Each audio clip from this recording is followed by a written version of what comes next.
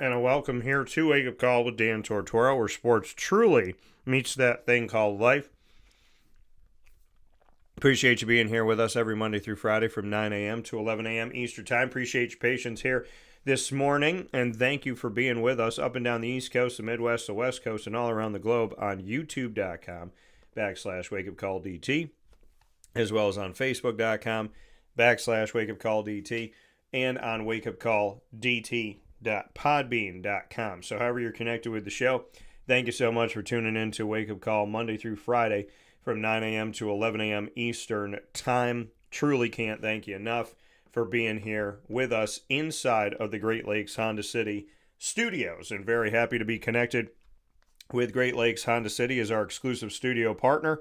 You could find your next ride over at Great Lakes Honda City on 7140 Henry Clay Boulevard in Liverpool, New York. They have new and used vehicles, and of course a vast array of those vehicles. So many different things to choose from the Honda CR-V, which is my favorite, the HR-V, the Civic, the Accord, as well as the Pilot, the Passport, and so on and so forth. So get yourself over to Honda today, Great Lakes Honda City, specifically at 7140 Henry Clay Boulevard in Liverpool, New York. Let them know that DT sent you over there. You can say Wake Up Call, or you can say DT sent me right over here to Great Lakes Honda City. So make sure you make your way over to Great Lakes Honda City today, and they are open Monday through Saturday. You can get more information by going to greatlakeshondacity.com. With that being said, we got a jam-packed show here for you this morning inside of MonPazPopcorn.com's What's Poppin'.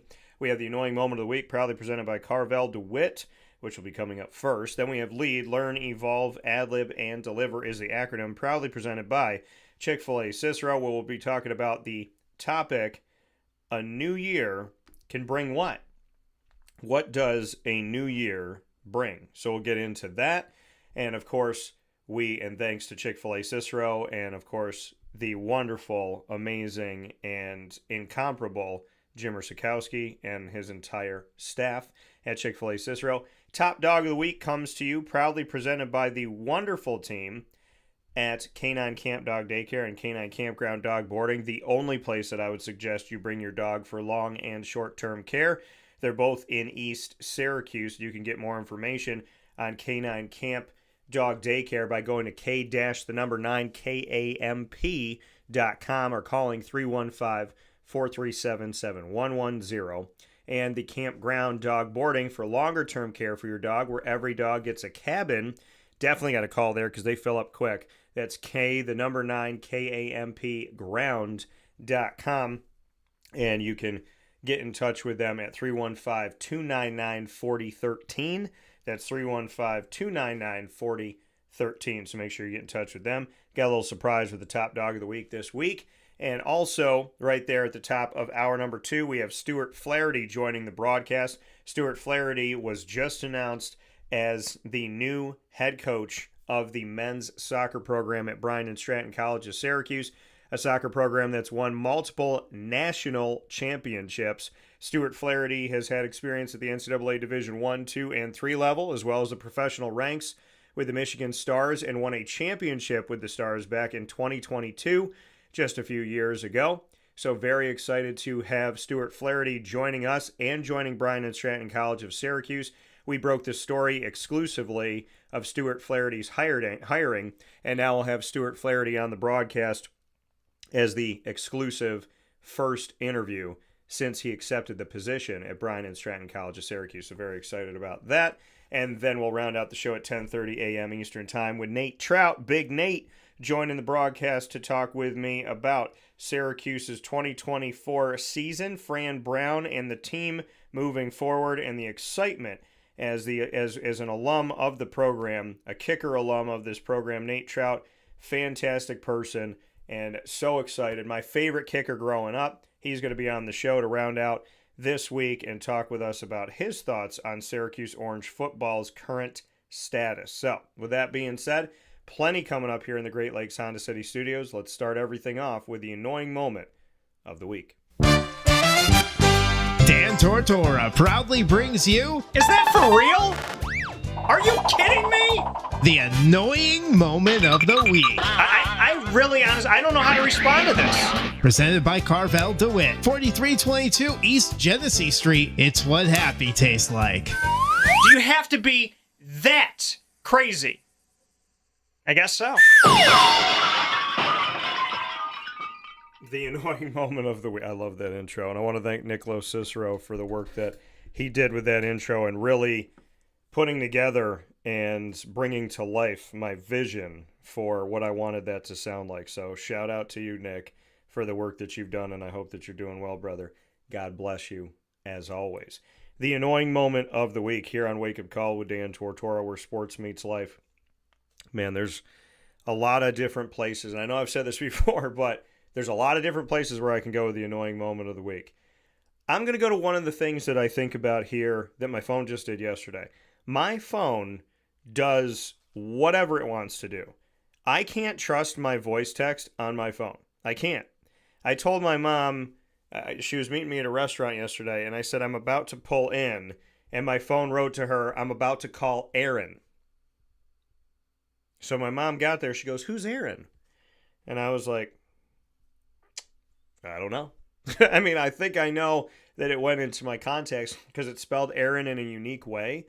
So I was like, oh, okay. I think it thought about that Aaron. So I kind of know where its head was at, but that's 100% of not what I said. Now, back in the day, I had a phone that I'm confident was run by like probably some type of drug lord or something like that. Because my phone, I would say things to my phone, and my phone would react and say things back that were not even anywhere close. And my phone would be swearing, using slang, all types of really weird stuff that had nothing to do with what came out of my mouth.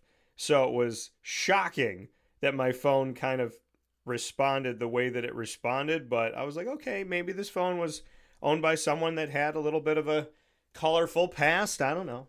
But phones, they kind of do what they want to do, right? They kind of make decisions that they think are the best decision for you. Now, they say that our phones aren't listening to us, but we all know that that's not true. And while I'm saying this right now, it's probably listening. I should probably shut it off. But but the phones happen to be, obviously always listening. Now, my Siri never works. Every once in a while, she'll turn on. But whenever I've asked her to turn on this phone that I've had for a little while now, it doesn't happen. Now, Alexa, I've caught Alexa multiple times eavesdropping on my conversations. And recently, I saw the blue light kind of turn on and start spinning and whatever. And I said, Alexa, are you listening? And she went, yes. And I was like, you're listening? And she's like, no. And I was like, word? So but there was one time where I asked Alexa a question. Okay, and this gets a little creepy. So just go with me on this and technology. Because I know that we buy, our home devices so that they can play shows like Wake Up Call, so that we can listen to our music, so that we can have that little morning wake up call and this, that, and whatever. So I understand that there's a rhyme and a reason to why we utilize these things. But they could very well also be listening. And they're considered a smart device. And people are like, oh, well, that's so cool because it makes my life easier. Well, we can give up our freedoms pretty easily by utilizing things that we think are making our lives easier, when in actuality, it might be making your life easier. It also may be tracking your life. So, and they might be learning because they're smart devices. So, when I was talking a couple years ago to Alexa, I asked her a question about the Toronto Raptors. Those of you that watch and listen to the show know that the Raptors are my favorite NBA team. They've been my favorite NBA team since the logo came out in 1994. So from the beginning of the beginning. So when they won a championship, I felt very much like, I was a part of that because I'd been a fan since the beginning. So I went to Alexa and I asked her something about Toronto. I said, tell me something about the Toronto Raptors. I asked her a question. Alexa said, I don't know that one. Would you like me to get my friend Cortana to help me? and I said, "You blanks know each other?" I was like, really? So I was like, y'all know each other? Cortana is HP. Alexa is Amazon.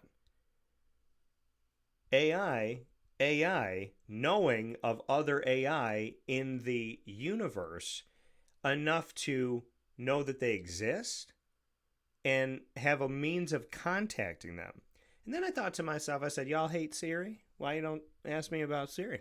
But yeah, so I just remember I stood in front of my Alexa home device and I was like, y'all know each other? That was terrifying.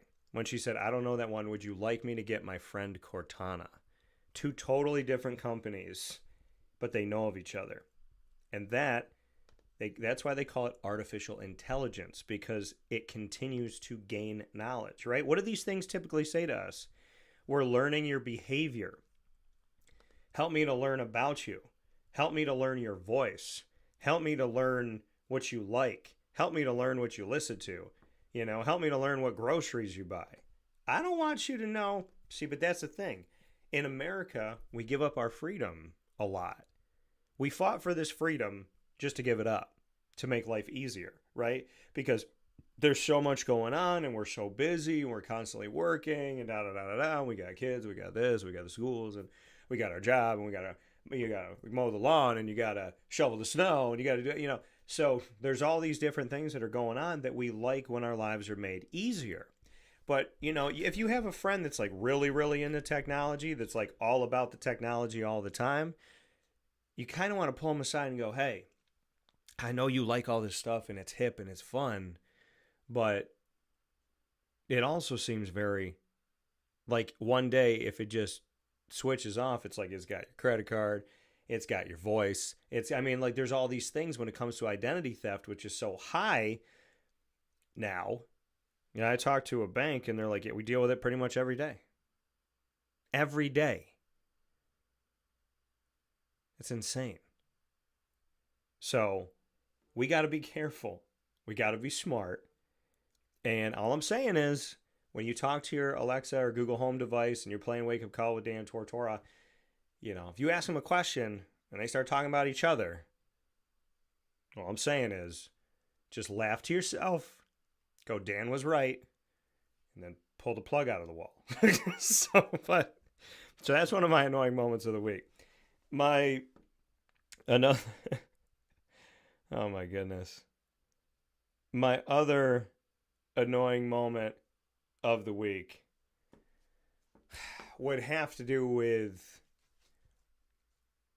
honestly, for me, just not seeing those shows that I used to see as a kid. Now, I'm really happy that Tim Allen's back on TV.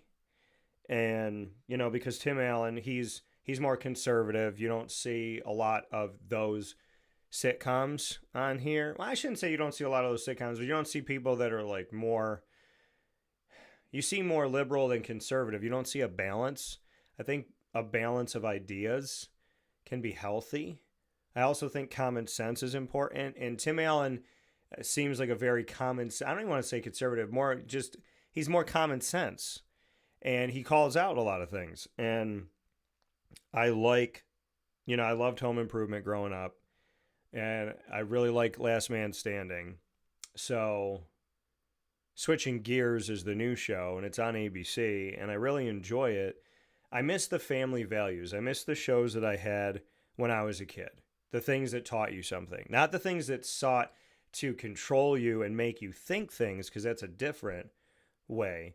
That's not teaching. They might call it teaching. It's not teaching. There's indoctrination and there's teaching. There's control and there's learning.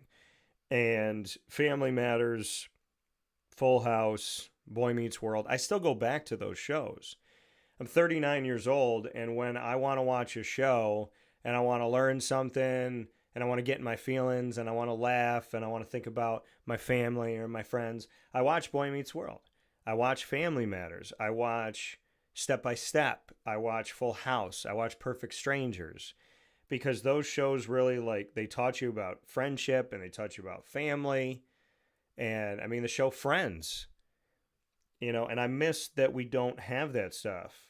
New Girl, New girl had a balance of different ideas, a lot of different people coming together in a house, so in an apartment, and I miss that. So that's an annoying moment of the week to me, is I feel like we've kind of run that stuff off of television, and we've replaced it with really stupid things and kind of mind-numbing social media stuff.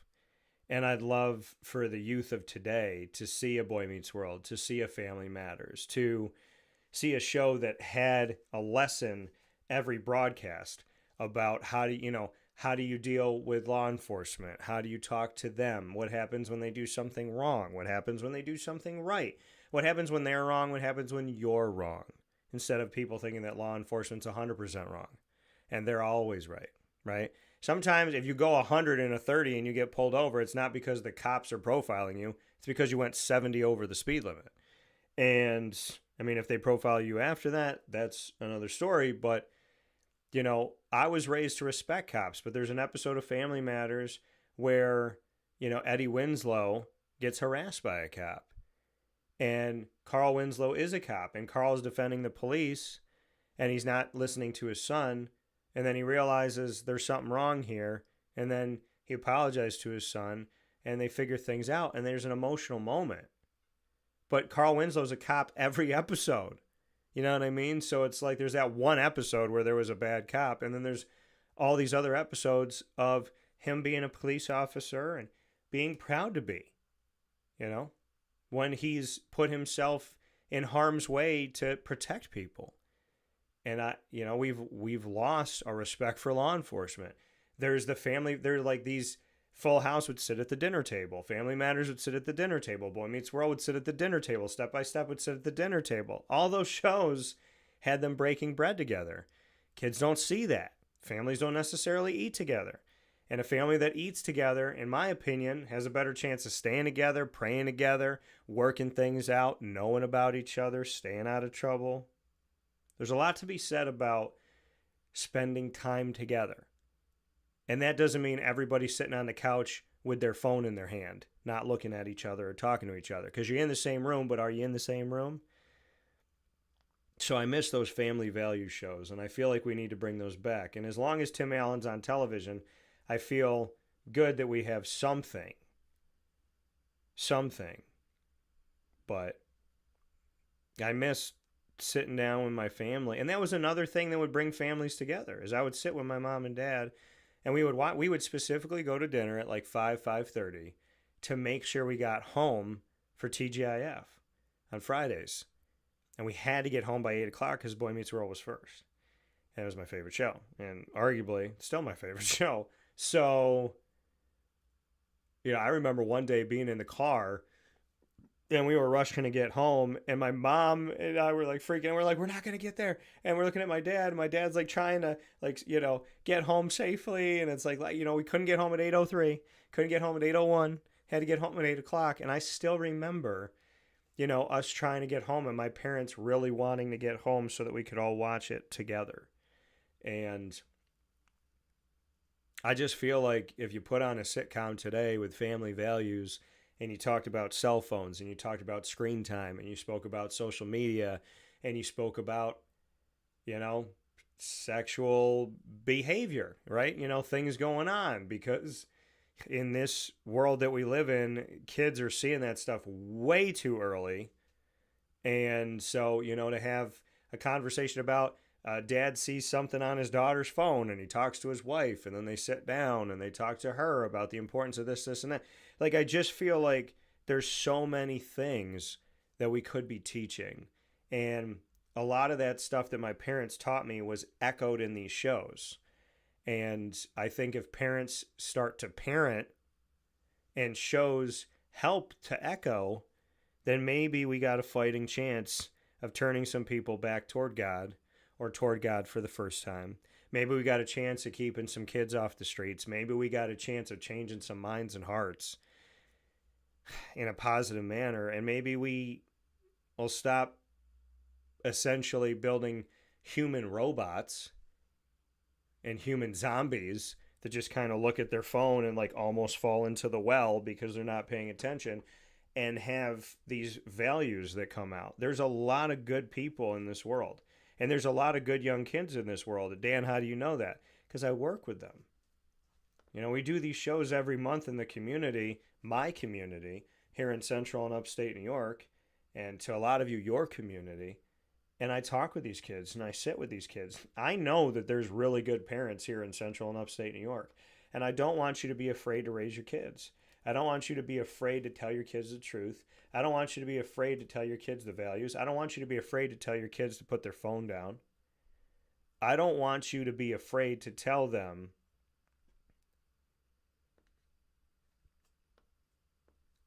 the things that you believe in, because maybe the school's not telling them that stuff, and maybe, you know, someone's going to refute you, and maybe the news isn't telling them, and maybe the social media is telling them something different. I don't want you to be afraid to step out here and talk to your kids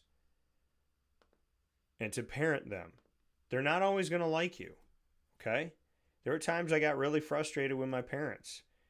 But you know what I realized as I was growing up?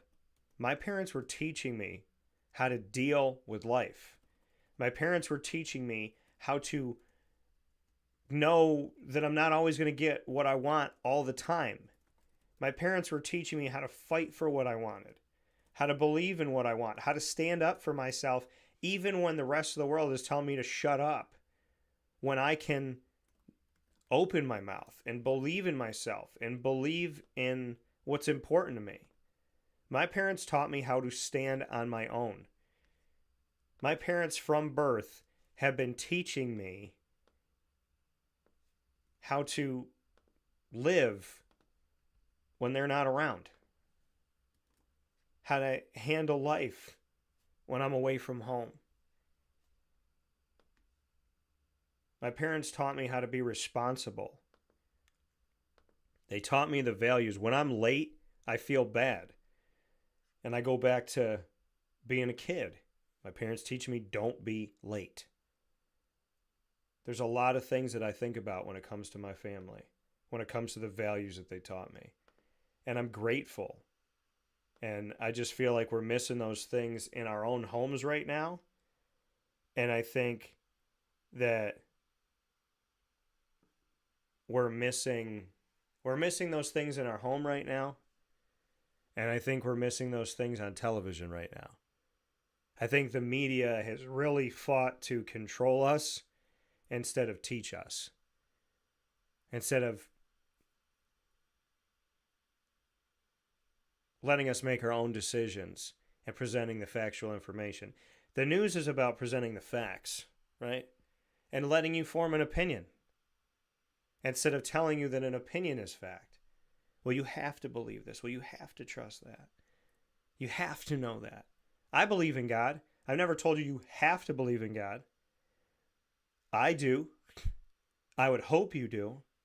But I don't sit here and say, you have to think this way. You have to agree with me. I've had some of my best conversations with people that don't agree with me. Because as long as you respect me, I'm going to respect you, and we're going to have a conversation. But if you twist my words around, if you lie, if you manipulate, if you have negativity, if you come with malice in your heart, it's not going to be easy to have a conversation with you. I don't care if people disagree with me. I don't need anybody to pat me on the back. It's how you speak to me. And sometimes I've been wrong. Sometimes I've spoken back wrong. And I'm sorry about those moments. But why am I sorry about when I don't respect, or when I say this, or when I call a name or something like that? Because I learned. We need to sit at the table with each other, and we need to watch shows where families sit at the table with each other. We need to get back to family values. And it's an annoying moment for me, because shame on the parents that don't care. I know there's parents out there working hard. Maybe they're a single parent. They got 3 jobs. They can't be home for this, that, and whatever. I pray that you find a way in your schedule to still be around, though. Because you're working all those jobs, saying to yourself, I got to help my kids. I got to give them a better life. I got to give them a better life. Well, you know what the best life a kid can have? A present parent who cares. Don't forget that. We'll take a step aside for a fast break. This has been the annoying moment of the week. Proudly presented by Carvel DeWitt. Go and see them every single day of the week and get my DT Dolphin. That's right. We got a Sunday that is in a wonderful a theme of the Lemoyne Dolphins right down the road from the Lemoyne Dolphins at Carvel DeWitt, 4322 East Genesee Street in DeWitt, New York. Go out there today and get it. It is mint chocolate chip, green for the dolphin ice cream, hot fudge, whipped cream, cherry, green and gold sprinkles, and a chocolate dolphin jumping out of the whipped cream. And it's available to you 7 days a week exclusively at Carvel DeWitt. We'll be right back inside of the wonderful Great Lakes Honda City Studios. We'll talk to you soon. Here's a message from Renee from Bryan's Landing, located on 6523 East Seneca Turnpike in Jamesville, New York. Open Tuesdays and Wednesdays for dinner, Thursday through Saturday for lunch and dinner, and Sundays for brunch. It's a lot like the way that my mom and dad ran their restaurant. We have put in place a lot of people that are family to us, very similar to how my dad hired people that were family to him. And then the tradition I'm carrying on is a lot of the items that are on our menu are my dad's. And he taught our chefs how to recreate his dishes. So I think that Tommy McNerney, who our executive chef is, to him it is an art. And I think that when he does create a dish, it's not just about making the food taste delicious, which is definitely our priority, but it's an art to him, and it's almost like his canvas on a plate where he just wants the colors to look great, and people love it because he takes pride in that. And Brian and I appreciate that. We want it to obviously look good and taste good. I will tell you, when we opened up, it was 6 weeks before COVID. And what was amazing was the community, our friends and family stepped up, and everybody did takeout. Everybody supported us. Our hearts were just so filled. So to Brian and I, obviously our friends come all the time, and we just have repeat customers in Jamesville, and I think people going to our previous restaurant in Green Lakes are making the trip to come to Bryan's Landing to support us. And I mean, I think we have great food and a great atmosphere. So it's very, very important to us. Head to Bryan's Landing, located on 6523 East Seneca Turnpike in Jamesville, New York, where memories have become recipes that are now meals to share with you. Tuesdays and Wednesdays for dinner, Thursday through Saturday for lunch and dinner, and on Sundays for brunch. And be sure to come out for live music Friday, Saturday, and Sunday.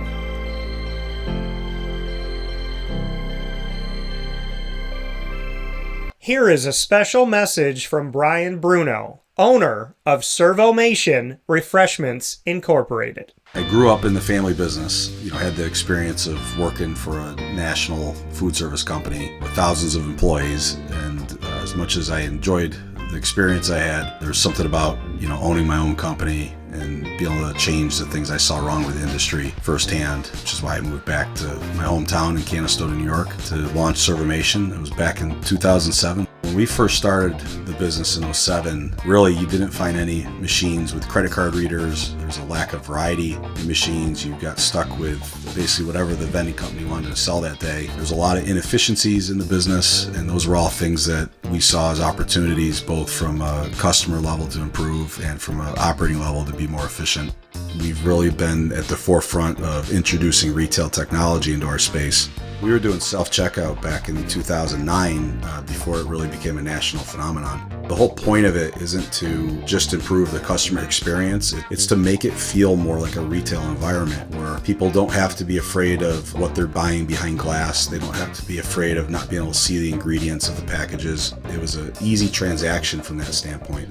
If we were to reinvent something, we wanted to make sure what we were making looked and felt more like a deli and not like something that you would traditionally see in a vending machine. I was tired of hearing for years the customers say the wheel of death because the vending machine would circle around with the same tuna salad in it. What we wanted to do was it really change the perception of that food. So allowing customers to touch it, allowing customers to feel the weight of it, allowing customers to see the freshness of it, and also the variety of it really helps them change the perception and ultimately the value of what we bring to them. The point of differentiation you have to make is either in value or the quality. And I think on both of those fronts, Servomation has really, in large part, changed that value system for employees. So they no longer have to worry about bringing their food from home or having to leave their desk during the day and rush out to get back in time for their break to end. We're bringing something that they can count on in their break room every day, and they know it's going to be there, they know it's going to be fresh, and they don't have to worry about it being sold out or something that they don't enjoy. We've also heavily invested in flavored water water machine, so you can get a glass of water with a fresh piece of fruit in it, along with bean-to-cup coffee machine. So there's not a day that goes by we're not surprised when we get customers that call us and say, we didn't know you could do all this. We're really lucky to have a strong group of dedicated employees. Most of our employees have been with us since inception. They're family to us, and people like doing business with people they like and trust. And I think the same thing goes for employees. In a day and an age where there's a lot of corporations that just look at an employee as a number and don't get to know them, that's just not the way I was raised or how I like to do business. So we're a little old-fashioned. We like getting close to our employees. We like knowing how we can help them. We like knowing how we can improve their lives, adjust their schedules, whatever it may be to help improve their quality of life. And we think in the end that makes for a happier employee. We're fortunate enough to have really grown over the last several years, and from Pennsylvania to Massachusetts to Connecticut, we really do have a strong connection, even though we're not in the rooms every day with these employees. There's not one single employee that we feel like we don't know, and certainly we know they can call us at any time, and they're definitely treated as family to us. I wake up every single day really excited to surprise our customers in a good way. The one thing I can tell you is I think that every one of our employees and every one of our customers will continue to be at the forefront of every decision we make. Find out how Servomation can help you and your business by going to servomation.com.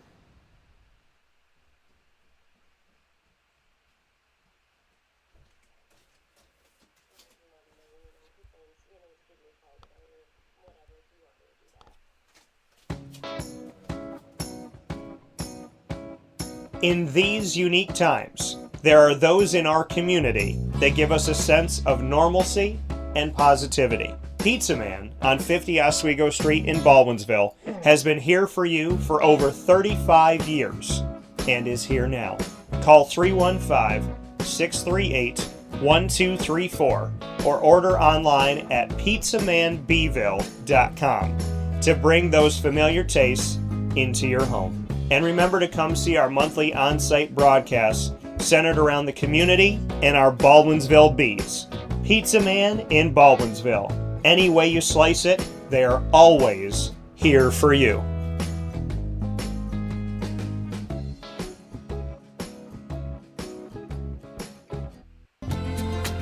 Looking for your next ride? Look no further than Great Lakes Honda City, located on 7140 Henry Clay Boulevard in Liverpool, New York. Serving our community for decades, their new and pre-owned vast array of vehicles are available to you Monday through Saturday on site. To search from home, shop at GreatLakesHondaCity.com. Call 315-365-5576 to set up an appointment. That's 315-365-5576 for Great Lakes Honda City, 7140 Henry Clay Boulevard in Liverpool, New York. Great cars, great people, Great Lakes.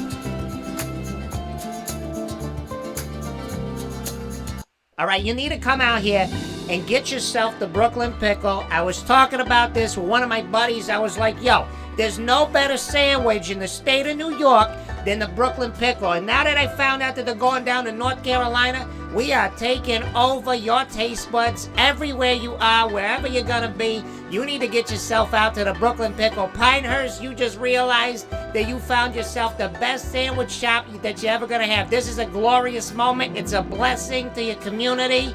You're welcome. Brooklyn in the house, baby. Go over to the Brooklyn Pickle. You already know what it is. You heard the man. Head to Brooklyn Pickle Pinehurst on 1788 Old Morgantown Road in Southern Pines, North Carolina.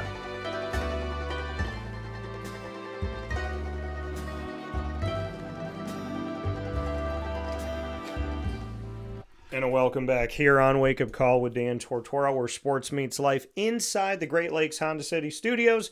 It is now time to jump into Lead, Learn, Evolve, Ad-Lib, and Deliver is the acronym. Today's topic for that acronym, proudly presented by Chick-fil-A Cicero. What does a new year bring? It brings what we want it to bring, right? What does a new year bring? Brings hope. To some people, it's a new beginning, right? It's the thought of, I can start all over, or I can build a new chapter. And a lot of people make New Year's resolutions. How often do we keep those resolutions? How often do we listen to what we said, right? Typical New Year's resolutions: I want to lose weight. I want to stop being late. I want to wake up early. I want to eat better. I want to exercise. I want to spend more time with my family. Want to go after that job I want. Want to save some more money. A lot of things that are typical here. But what does a new year really bring? Because at any point in your life, and what I'm really getting at here, at any point in your life, you can start again. You can begin again. You can begin that new chapter. You could say, I'm done with this. It could be December 28th. It could be January 13th. It could be January 11th. It could be February 14th. It could be August 12th, where you can start that new chapter, start that new thing. Well, Dan, I said I was going to do this in the new year, and I didn't start it till January 3rd, so I should just give it up because I didn't keep my word. I didn't do it January 1st. I did it January 3rd. That's okay. That's okay. As long as we're working toward positive progress, keep going. Well, Dan, I ate good January 1st, 2nd, 3rd, 4th, 5th, 6th, 7th, 8th, and on the 9th, I didn't. So I blew it. I let God down. I let myself down. I got to stop. No. Get back on the horse on the 10th. You are a work in progress, and we will always be works in progress. And I want you to know that. You're never going to be completely done with your work, so to speak. And I don't want that to haunt you. I don't want that to scare you. I say that to tell you that life is about moments, right? Every day we have moments. We have seconds that turn into minutes, minutes that turn into hours, hours that turn into days, days that turn into weeks, weeks that turn into months, months that turn into years, and so on and so forth. It's how you spend that time.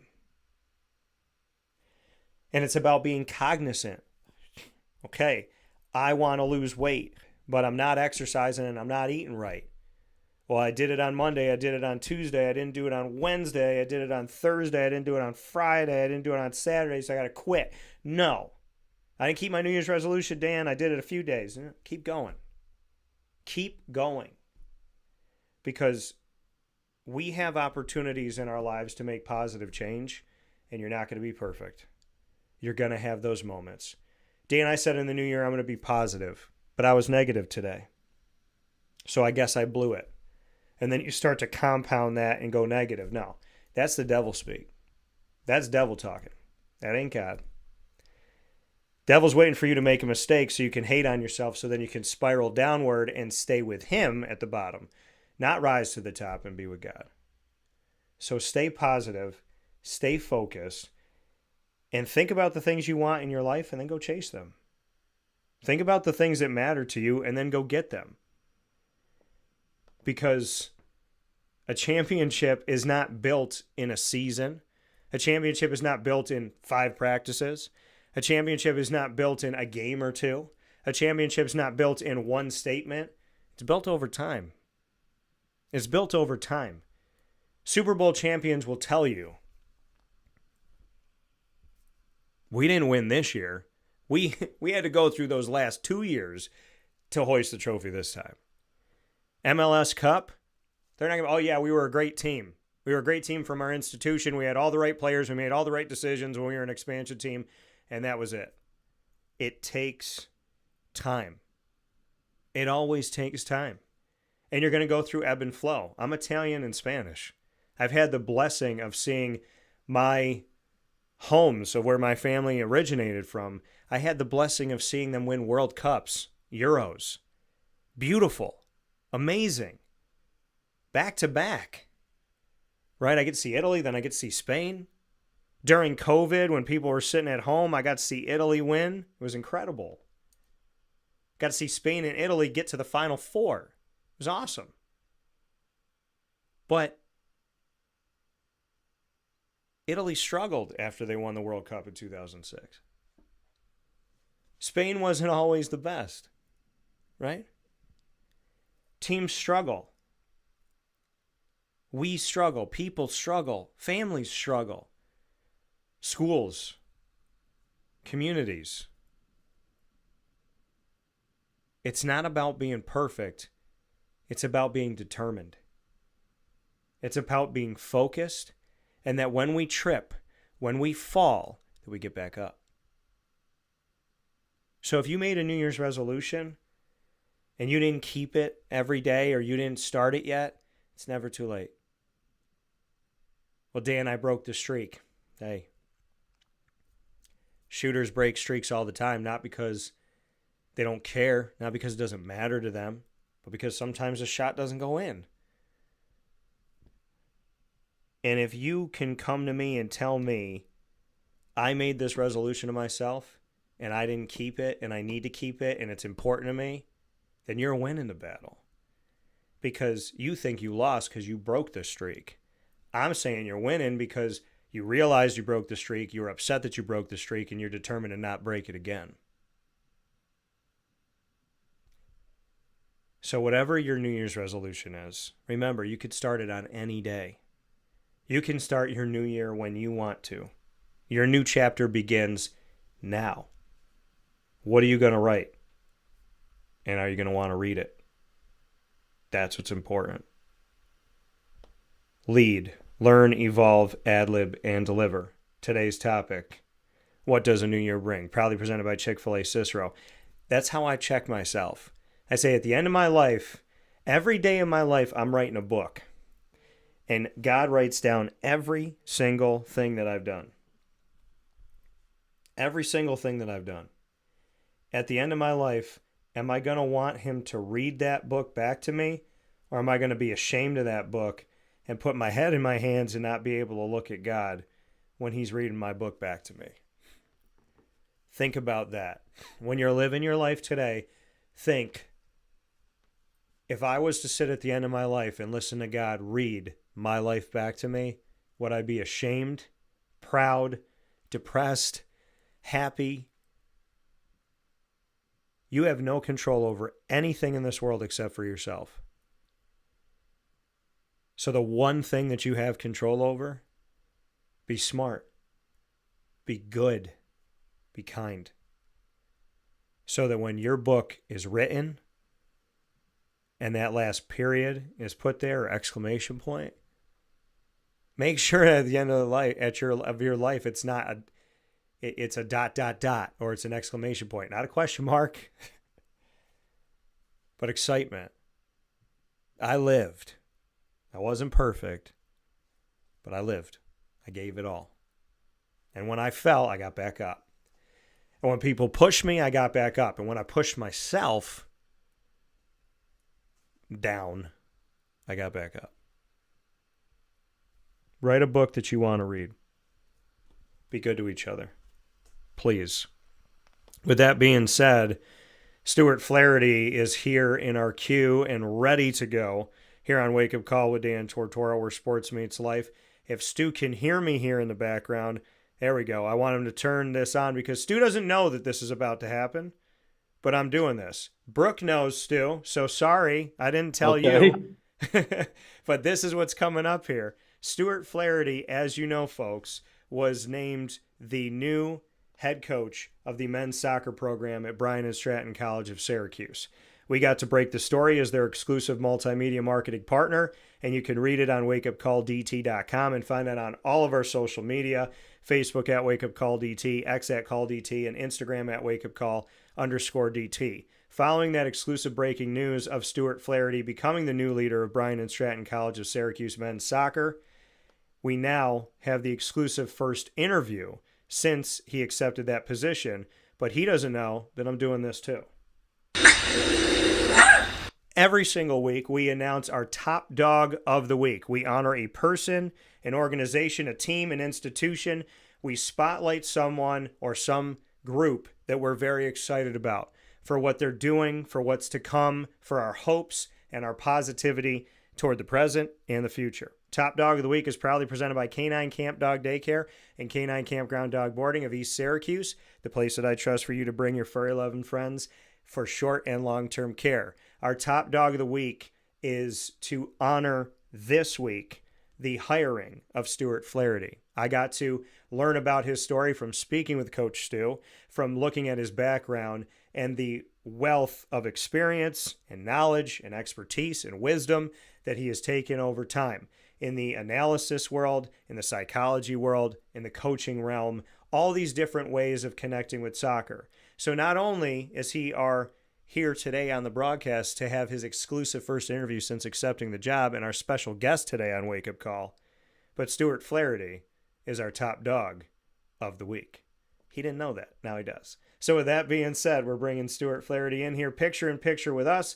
And as we bring him in here, Coach Stu, appreciate you and appreciate the opportunity of being able to talk with you today. Thank you for being here on the broadcast with us. And as we get set here, and technology is technology, but as we get set here, we bring in Coach Stu this morning on the broadcast. Very happy to be able to honor you and to have you here on the show, not only in your exclusive first interview since accepting the job, but also to honor you as our top dog of the week. So welcome. Now you know you are our top dog of the week, Coach Stu. How are you? I'm good. You almost made me speechless, which it would have made for a horrible interview. But thank you very much. Appreciate it.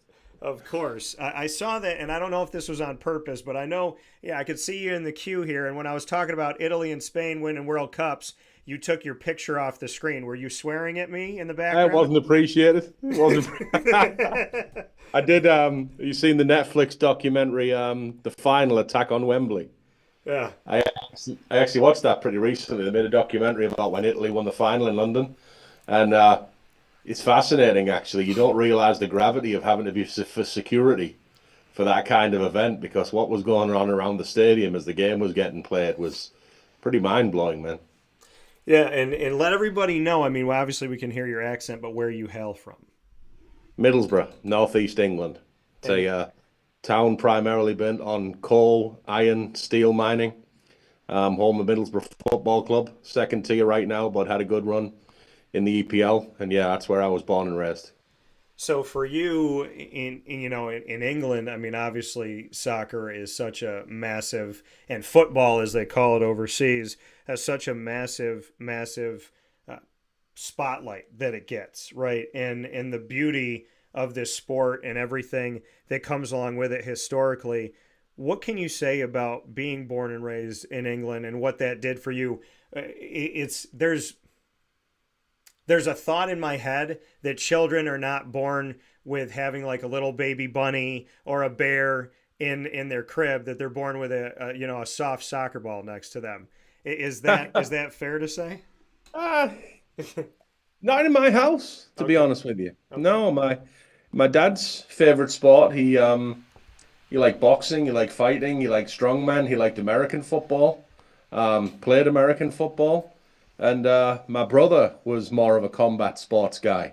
When I was young, I used to like football, rugby, cricket, definitely American football too, because I like going to watch my dad's games. Over time just kind of gravitated towards football or soccer. You know, it's funny because all these English people will get upset at you for calling it soccer. If you actually grow up in England, every Saturday there's a show called Soccer AM. It's one of the most viewed shows on Sky Sports, which is English ESPN. And then if you're in England and you turn on the TV to watch the results come in, the show's called Soccer Saturday. I don't know what everyone's so upset about. When I was a kid, there was Bobby Charlton Soccer Schools. It's just an abbreviation of Association Football, which is actually the sport's title. But I do know as an American, you get some heat for the word, but there's no good reason for that.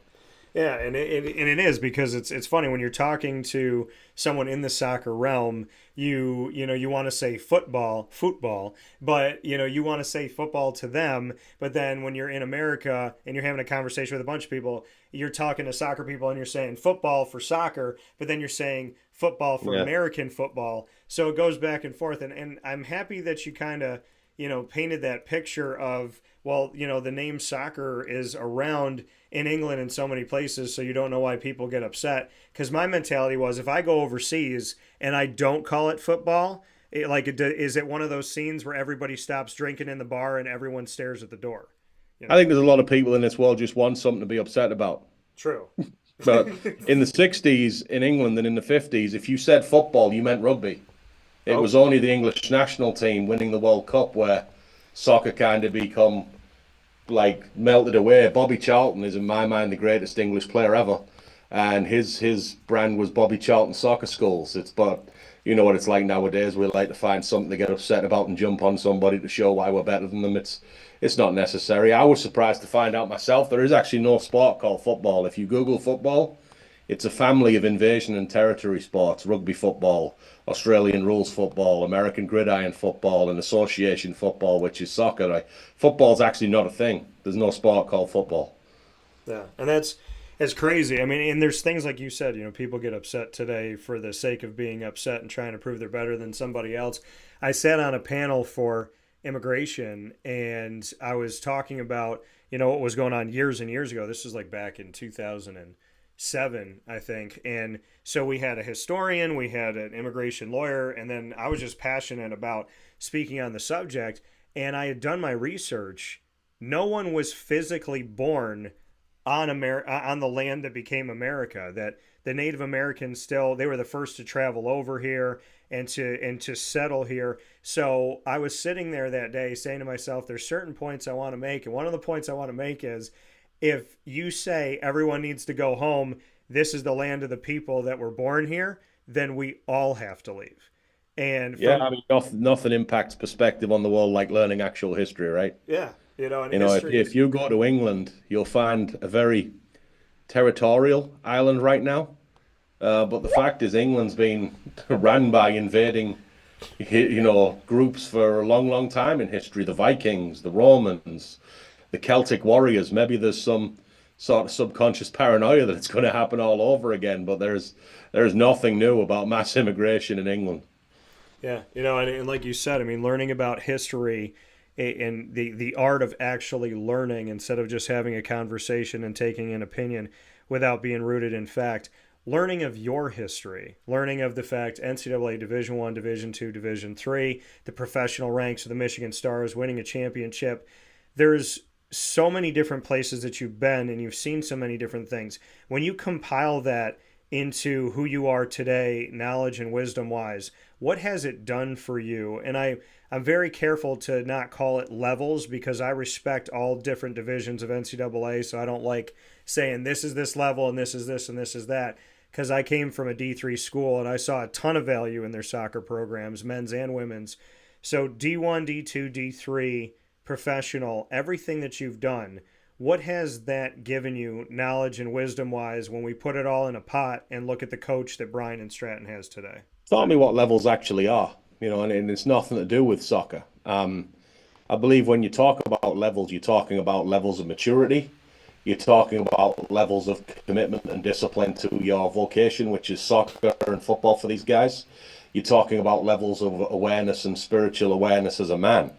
And if you find somebody on the higher levels, they're going to thrive in whatever environment they're in. I've been in D3 and had a goalkeeper who ended up playing pro in Sweden, coaches D1 now, and I coach guys in D1 who've never kicked the pro ball and never will. And it showed in their day-to-day behaviors. It showed in their habits. It showed in their attitudes towards the world. I've seen it myself. I'm lucky enough to have friends who've coached in the English Premier League. I've got a friend right now coaching in the MLS. I've got friends in every division of college soccer. I've got friends in youth. There's definitely no distinguishable ability in coaching, knowledge of the game, ability to communicate concepts from, that go up in terms of the soccer structure.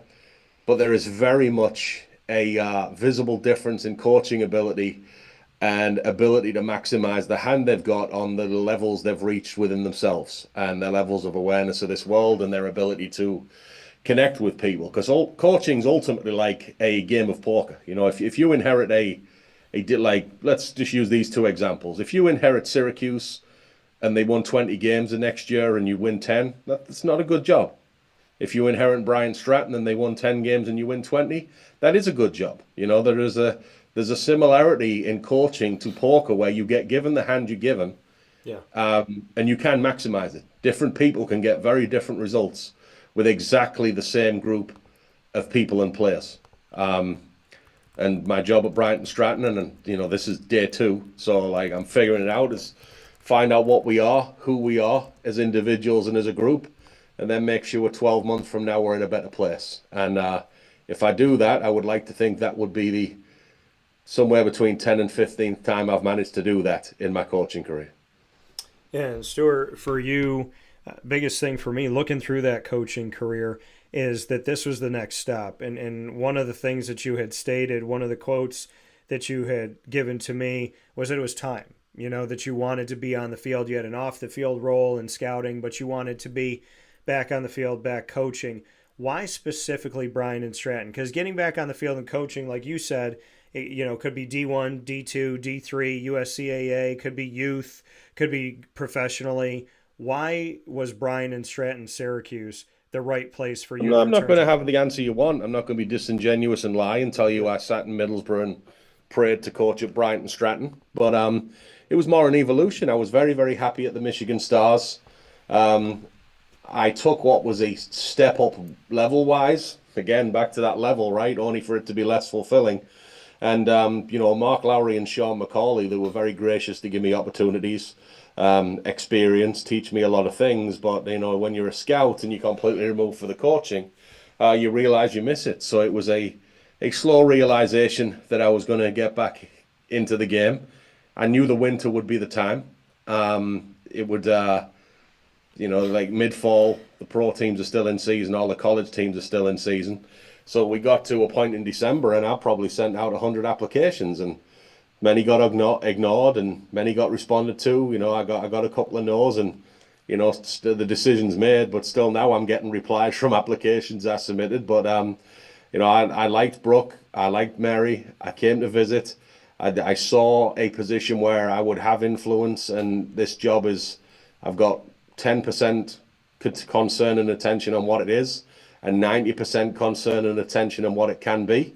Yeah. And made the decision, and now we go. I never dreamed of coaching the Michigan Stars, never dreamed of coaching Dartmouth, Bates College, Felician College. They were all just, you pray for opportunity, and when you get it, you show gratitude and you make the most of it. And this is the door that was open to me.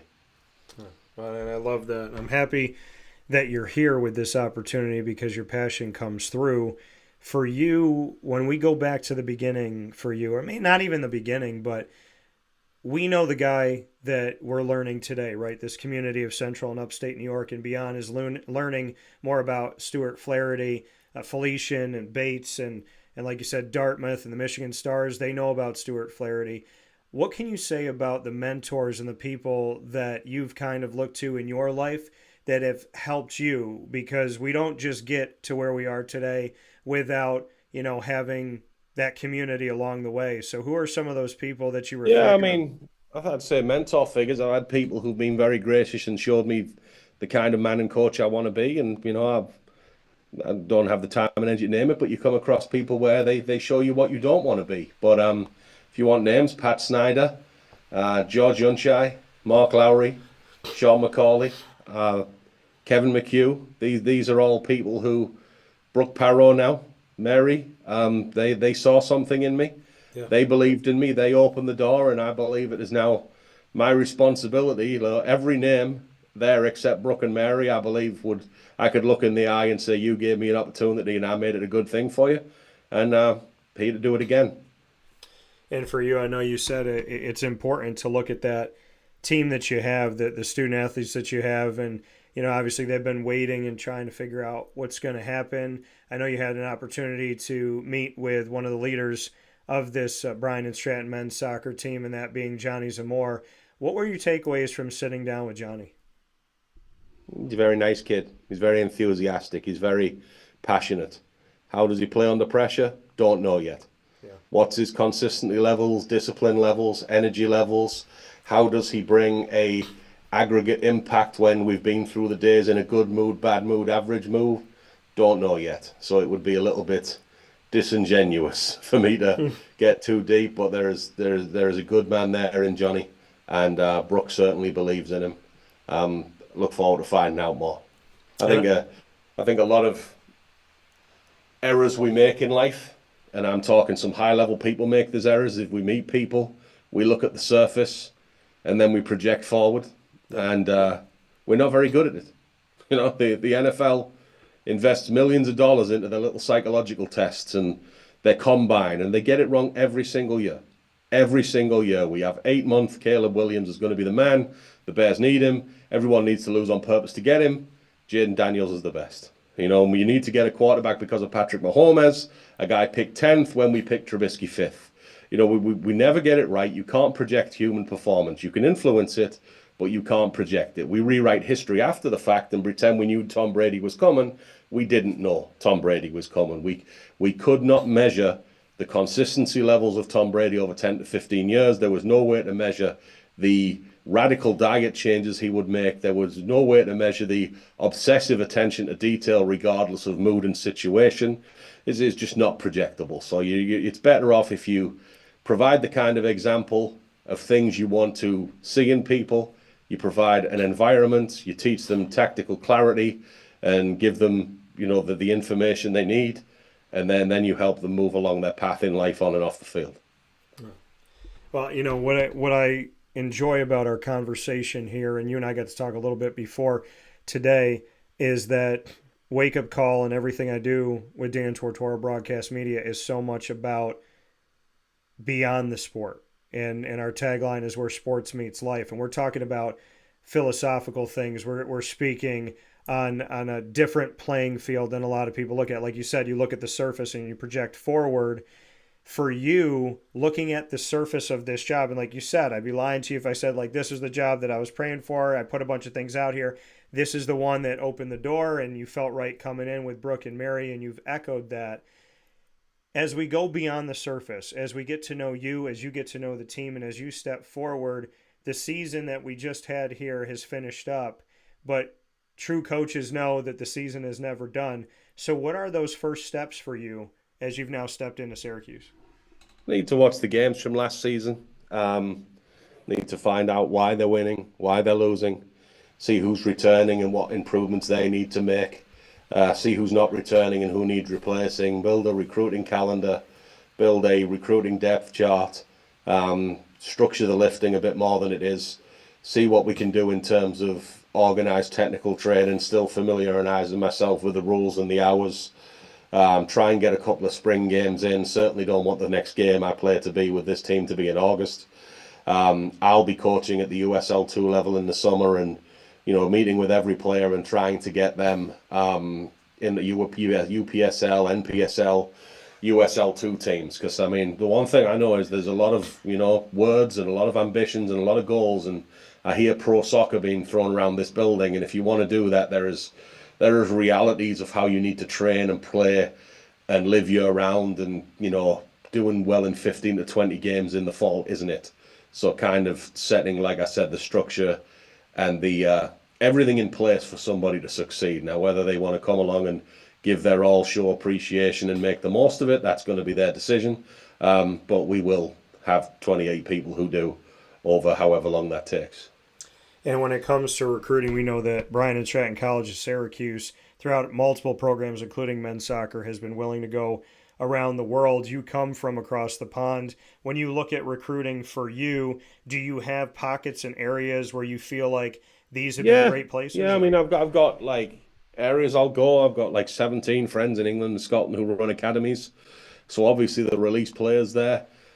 Through my days at the Stars and in, you know, other colleges, I've got to know a lot of agencies and consultancies in different geographical parts of the world, you know, and that's step one of the funnel, right? There's tons of them. They'll send you tons of players. Then you kind of filter that down first ability wise, and then you filter down to who wants to be here, and then you go through the recruiting logistics of finances. But who wants to be here is important. You know, there is no way this can't become a very successful program with a pipeline of players going up to the Power 5 D1s as a transfer if that's what they want, a pipeline of players going into the pro game, you know, opportunities in the summer. And if someone doesn't want to be a part of that, the last thing I'm going to be doing is begging them and have them walking through the door thinking they're doing us a favor, because they won't be. We find excited people ready to put their life into this. We can open some disproportionately massive doors for these kids.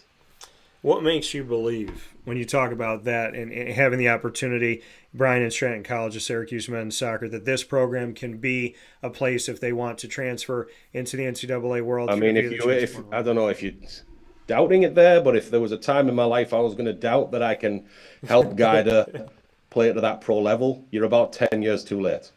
You know, I had players produced from the Ivy League, which had all the financial, rich kids can't make it, academics, saw them go pro. Yeah. Bates, we were D3, elite academics, saw pro players from Bates. USL2, we were little old Portland, Maine with Boston and Long Island, and we had 62 players in 8 years go on and sign pro contracts. It's a exercise in perspective, awareness, and psychology. Sports psychology, I've worked with UFC level fighters, world level fighters, MLS level players, English second tier pro level players. On the field, I've personally coached players who played in 8 different European top divisions in the MLS.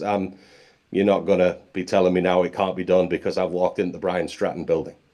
Yeah, and I love hearing that, and it's something that it's good to hear that you, like you said, you believe in that because you believe that it can come from anywhere. That obviously comes with a plan. I would say further, Dan, I believe it because it's happened.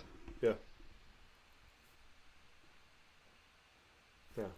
And I can appreciate that. And I can appreciate the fact that for you, Stu, that you're not looking at anything saying that anything is impossible because, like you said, you've gone throughout your career and you've shown that it can be done. But in doing that, I would imagine in all of these years coaching and learning that there's different things, and you've mentioned some of them here, but there's implementation of a plan that regardless of division, regardless of school, small, big, where it is, what's going on, what team it is, that you have this plan of a system and how to put things forward, right? And different things that they could do on the field, off the field, and what they, can do mentally for themselves. Just what you could say to maybe go a little bit deeper into that as a coach on how things that you can bring into any place. And like you said, if you have the right people, excited people, passionate people, that you can teach them these things. What are some of those pieces that you think are an integral part of this? It's different for different players. You get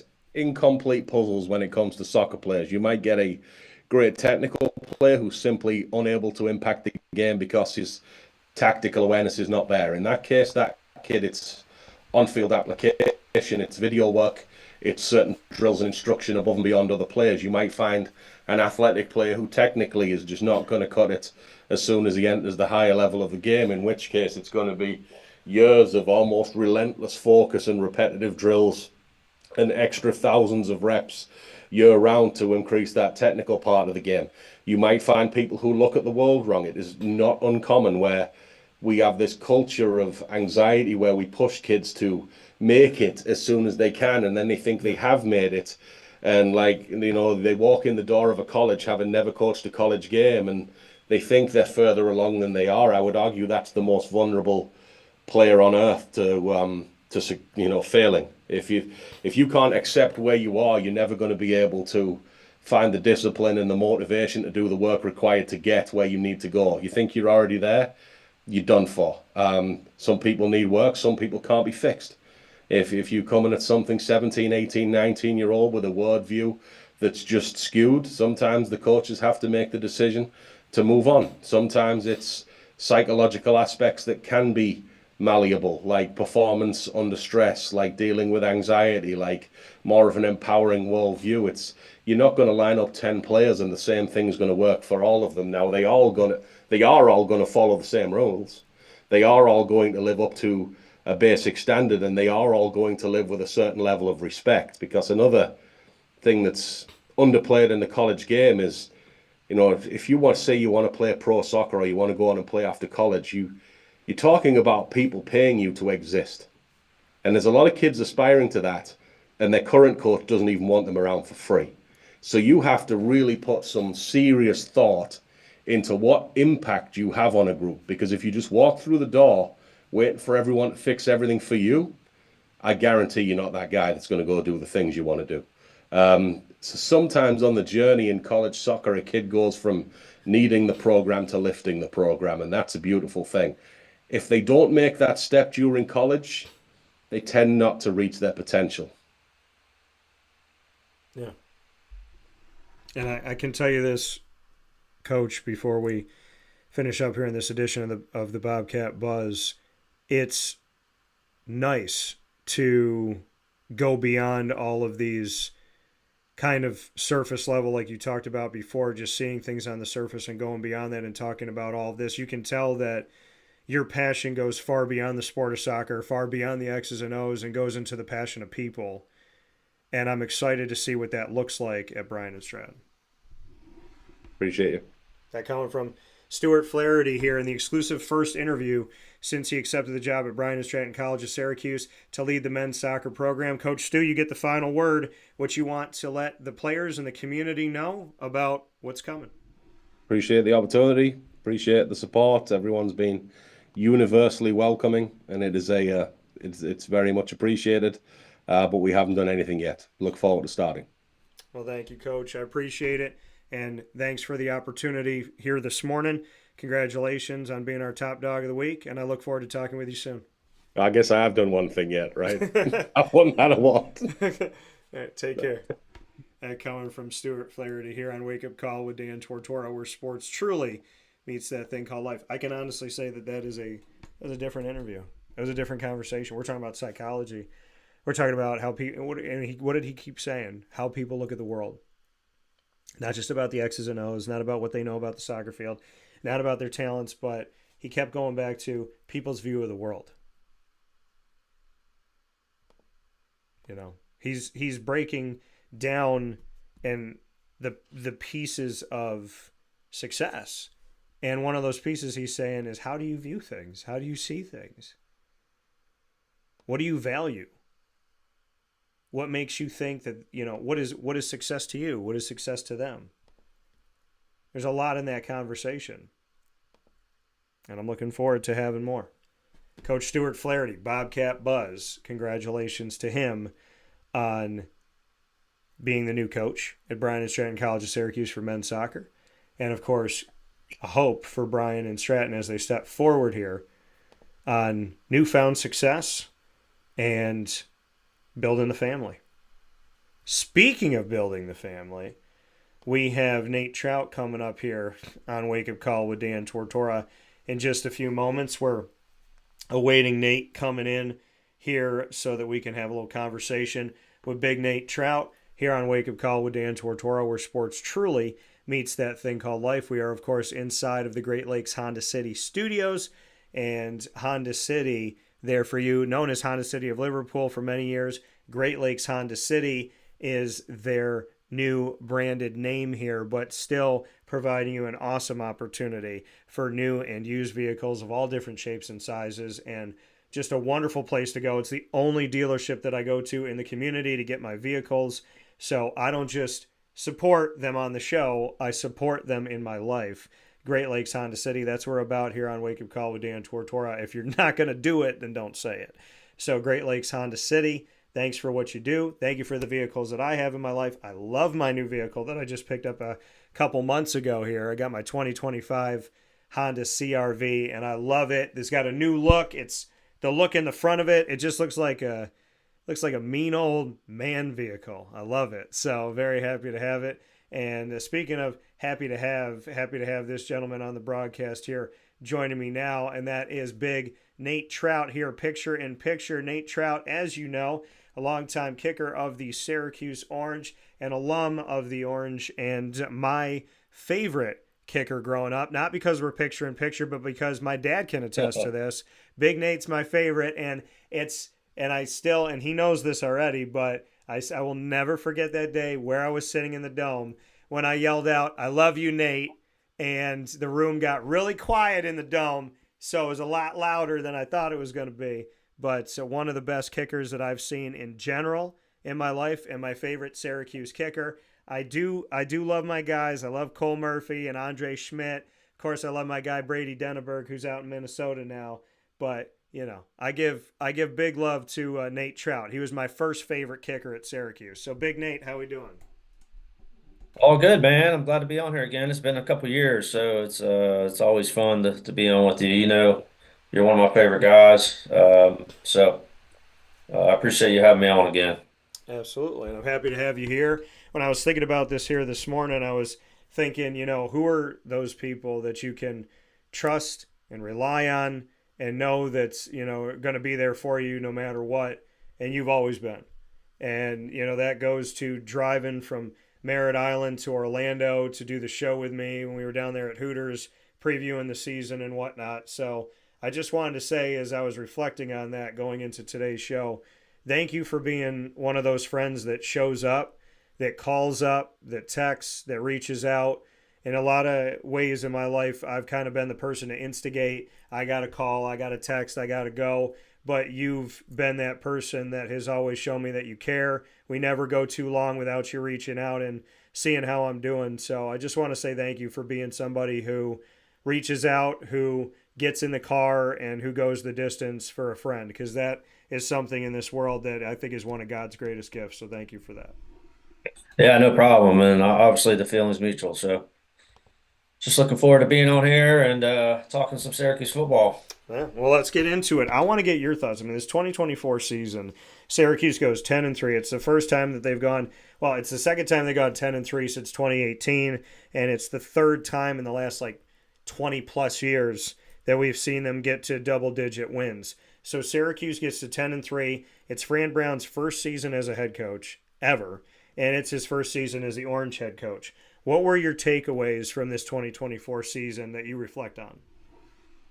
I think, obviously it's a rebuilding year from the years past. I say rebuilding, but, we went to a bowl 2 years ago. But I think Fran did a great job, or Coach Brown did a great job coming in and really recruiting hard and doing what he's good at, which is being charismatic. And fortunately, I've been, with my son as a kicker. We've been around the program quite a few times over the last couple of years, and got to know the coaching staff pretty well. And so it's been fun to be more involved in it the last few years with my son. And anyway, so the program's going in the right direction. We know that they can recruit. Yeah. Now we just got to kind of be consistent with it. I know Babers had a 10-win season a couple of years ago, and we kind of faltered after that. So it hasn't been the inability of having these type of seasons. It's had the inability to be consistent with it. And I certainly think we're on the right path with that. And what is it about Fran that kind of speaks to you? What are some of the things that, he's brought forward that make you believe, like you said, you've been around the program, your son's been around the program, been around Dino, been around Fran. What is it about Fran that gives you that hope toward the future? Well, I think their ability to recruit. Obviously he's been one of the top recruiters in the country. I know we got a pretty good, strong class coming in this year. I've been my son's at Cocoa High School down here, and a lot of our athletes, we got several that are going Division I or have being recruited by Syracuse right now, and they got nothing but good things to say about the staff there. And we were in the top running for defensive end, Javian Hilson, who is a great player here, and he had nothing but great things to say about the staff. So that's good to hear from recruits who deal with these coaches on a day-to-day basis. And if we're able to get some of these top recruits to the country, it's going to happen now with the ability that we have to recruit. Yeah, and that was something that he came in. Fran Brown was named national top recruiter at Georgia before he came into Syracuse. And the question is, okay, well, what's he going to do at Syracuse? He's a Northeast guy, and that's important. And I think that that's an integral part of it. I think it's really important. And Bob Casulo was on the show yesterday speaking on coaches that are successful in college football and that having a correlation to the fact that they know the area and that they've come from that area. How important and how vital do you think it is that Fran is a Northeast guy coaching a Northeast team? I mean, I'm a little biased because I feel like when I was at Syracuse, we had maybe 20 guys, a good fourth quarter of our recruits or players on the team were from Florida. Yeah. And I've definitely, living in Florida, I've seen an uptick in recruiting in Florida. I know there's a big staff that's in Florida right now, traveling the state from Syracuse. So, I know it's important to be in Northeast and then develop those high school relationships like Coach P had and Coach DeLeon and Coach Rippon and some of those coaches in the Northeast, which they came from that area. But there's a ton of talent in Florida, and I've seen us recruit harder in Florida. So that's good to see. But again, even no matter where you're at, like you're talking about, you got to develop these relationships with high school kids or high school coaches, so they can kind of push their kids to the direction you want them to go. And I think they're doing that on the road. Yeah, and you've had, I mean, you keep a very watchful eye on all of this stuff, and I want to give you credit because you were the one that brought Fran Brown's name to me first, initially, kind of talking about him when people were looking at this and looking at that, and following stories of guys that they thought were going to get the job that didn't even interview for the job. So I want to give you credit, just you having a pulse on this, Nate, why that's so important to you, why it's important to not just be an alum, to remember your history, but you're following recruiting, you're following the coaching news, you're talking to different people. It just seems like you really do have a pulse for what's going on in the Orange world. Why is that such an integral part of your life to this day? I mean, I'm passionate about Syracuse football. And Brady was up there, so I followed it even more closely the last couple of years. My son being recruited the last couple of years, it's been good because it's got me back involved in college football. Yeah. Obviously, over time, you kind of get away from it if you have no ties to anything, but that's definitely been fun. And I have a good friend of mine. I graduated from Syracuse, so I can't tell you my source, but he's pretty involved in college football, pretty high up in it, from ESPN, and he gives me, I can't take any credit for the information, but it's good to have that source, obviously, but at the same time, um, it could be a blessing and a curse, I guess.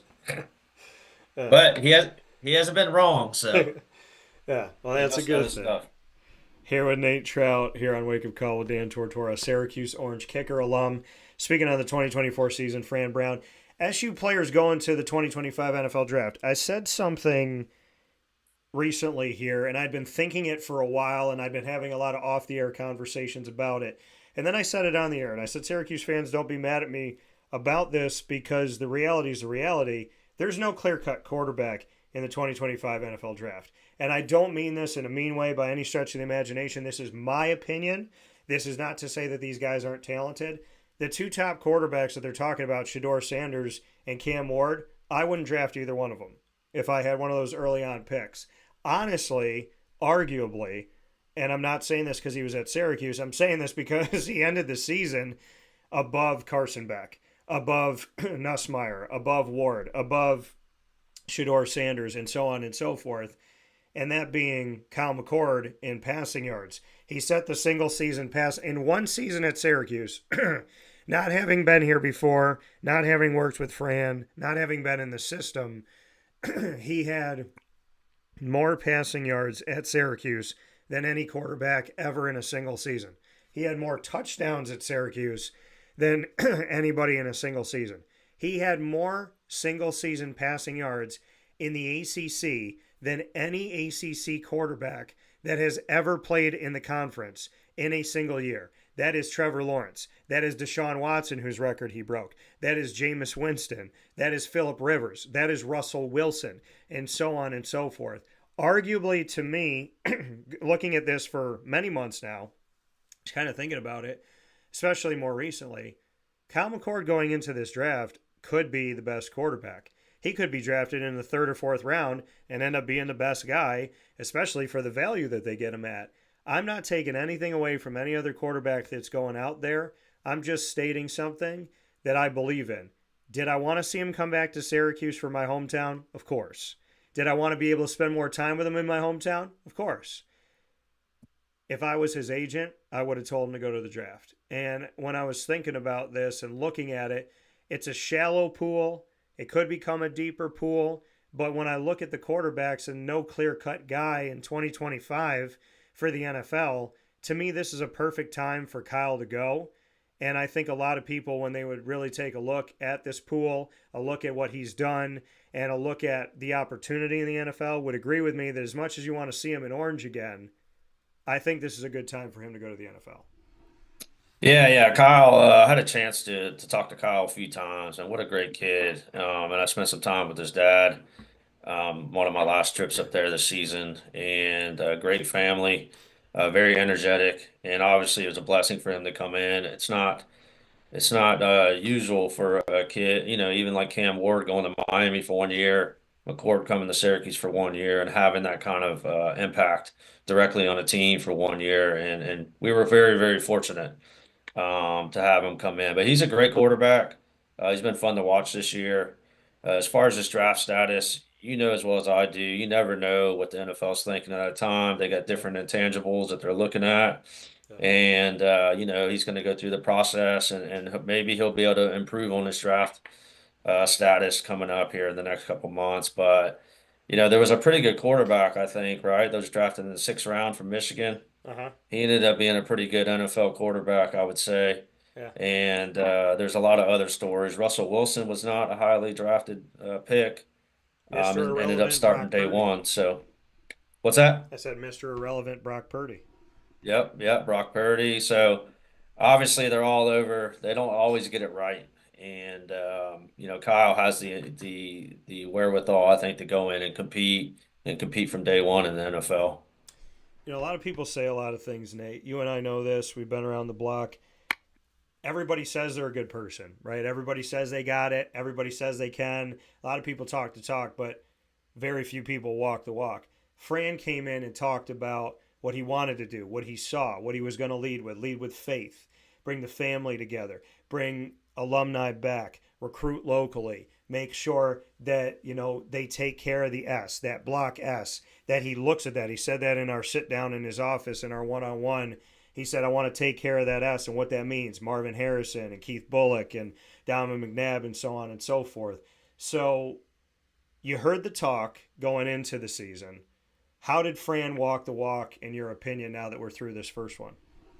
Well, again, I think he did a good job with all that for sure. He's really trying to get the alumni back involved, and there is a lot of excitement with it. But the other side of it too, it goes back to what we've originally talked about with him, is he recruits very well. He got Kyle there. He got some of these other kids, and there's a lot of cases where there's great coaches that don't have good players, and fortunately, we've been able to get some good players in there because of the way that we can recruit. And having a talented team can disguise some inefficiencies with the coaches, obviously, and vice versa. But as of right now, we've been able to put it together. I'm curious to see how our class comes in this year, the 2025 class, and what kind of transfers we get, because I know our schedule is much, much tougher next year. And it's really going to be, I think, a defining career or a defining year for our program to see which direction we're heading. I think personally, 7-8 wins next year is a good year and improving, but obviously 10 years means we're going to the next level. Yeah, and like you said, next year not only is the schedule getting more difficult in the teams that are put on it, but they're all road games. Yep. At SMU, at Notre Dame, at Miami, at Clemson. So people have to remember, Syracuse is playing Miami again, but on the road. They didn't play SMU this year. They're playing SMU on the road. They didn't play Clemson this year. They're playing Clemson on the road. They didn't play Notre Dame this year. They're playing Notre Dame on the road. So we got Tennessee as well. Yeah, and then Tennessee is going to be on neutral ground at Mercedes-Benz Stadium in Atlanta. Which is more or less a home game for Tennessee. Right. And the fun thing about this, and this is really cool, is this season of college football ends the same place that next season begins. And I will be at the last game, and God willing, I'll be at the first game. In that the national championship ends at Mercedes-Benz Stadium in Atlanta, Georgia. Oh, yeah. And I'll be down there covering the game between Ohio State and Notre Dame. And then the season begins with the Aflac kickoff game doubleheader, and the first one being Syracuse, Tennessee at Mercedes-Benz Stadium in Atlanta. So kind of humbling and kind of an experience of understanding that when Fran brings Syracuse down to Atlanta to Mercedes-Benz Stadium and stands on that field, he can look at them and say, this is where it all ended. This is where the national championship was played. This is where a team hoisted the trophy. Feel this, breathe this air, feel this field, and understand that if you want it, somebody just got it on the field. The last team on this field went and got it. So what are you willing to do? I think that that's a really cool, teachable moment and a very unique thing that the season will end in Atlanta and then Syracuse will start the season off in Atlanta against Tennessee. Yeah, yeah. And I mean, on top of that, Coach Brown was a big part of Georgia the last couple of years, and they played a many, many games in that stadium. So he knows what it's like to be in a big environment in that stadium. And I'm certain that drawing from that experience is going to help that team out, going into that kickoff classic next year for sure. Yeah, and we talk about, like you said, having good players can mask, where a coach is at. There could be a great coach that doesn't have the players. I got to break the story that not only was he officially with the team, but he was out in San Diego with the team, and that being Ricky Collins Jr. And Ricky Collins Jr. coming from LSU, who has signed on with Syracuse, went with Syracuse out to San Diego, California. Your thoughts on their future at quarterback? Because now it goes back to being a question mark, and the question becomes, is this Fran and his staff year in and year out looking in the portal for somebody who's already in college? Is it going and getting a guy who they think can be an electrifying player in college football that's in prep school or a freshman and whatnot? Because right now they lose the guy who had time at Ohio State. They gain the guy from LSU that really hasn't had a lot of time out there. What are your thoughts on that quarterback position? Because and I know if you get it all right, but you don't have a quarterback, it doesn't usually work.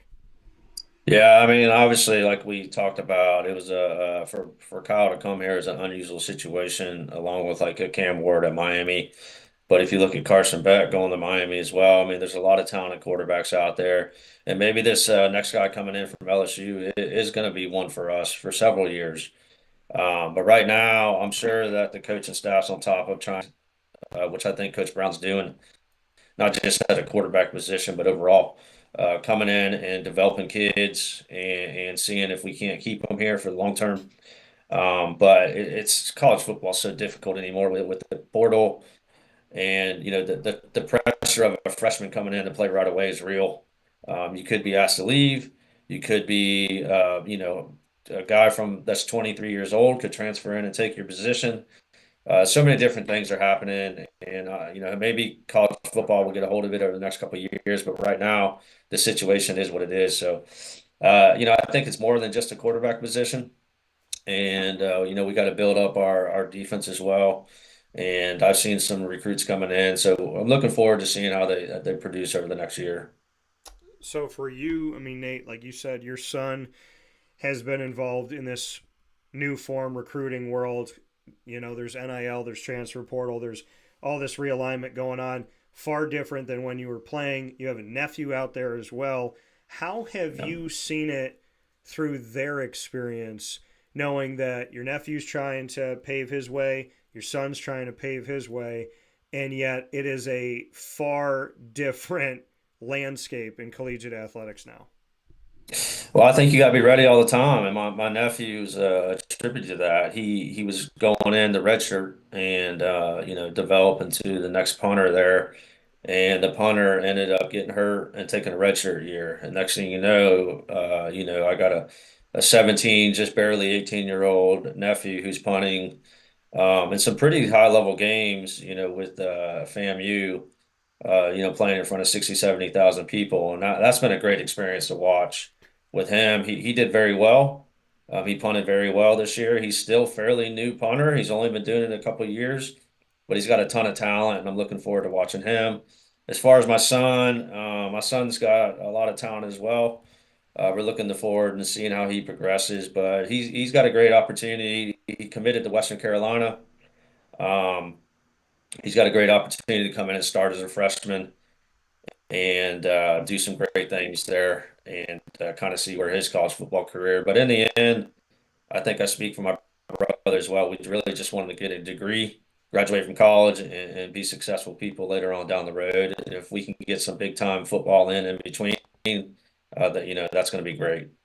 Yeah, and that's the thing is, help to set them up for the future and help to set up positivity. And I mean, for you, with everything that you've learned and you went through, I mean, you could talk about your experience to, obviously your nephew and to your son, but with all this newness in there, what advice would you give in this situation, not just to your family, but in general to a student athlete trying to figure out where to go and looking at the money and asking about the money and the exposure and who is in the college football playoff and this and that, what would you tell them to really look at? Because it seems like materials, money, cars, flash, cool stuff is the focus of some, but you and I both know that focus doesn't really lead to anything. Yeah, that's a good point. And I think, I've been dealing with it from a specialist standpoint, kickers, punters, snappers. And it's a very, very difficult avenue to travel right now. It's nothing like when I was there. As a specialist, it's almost you need to take any opportunity you can get to the next level and do well and get to a position where you can play early.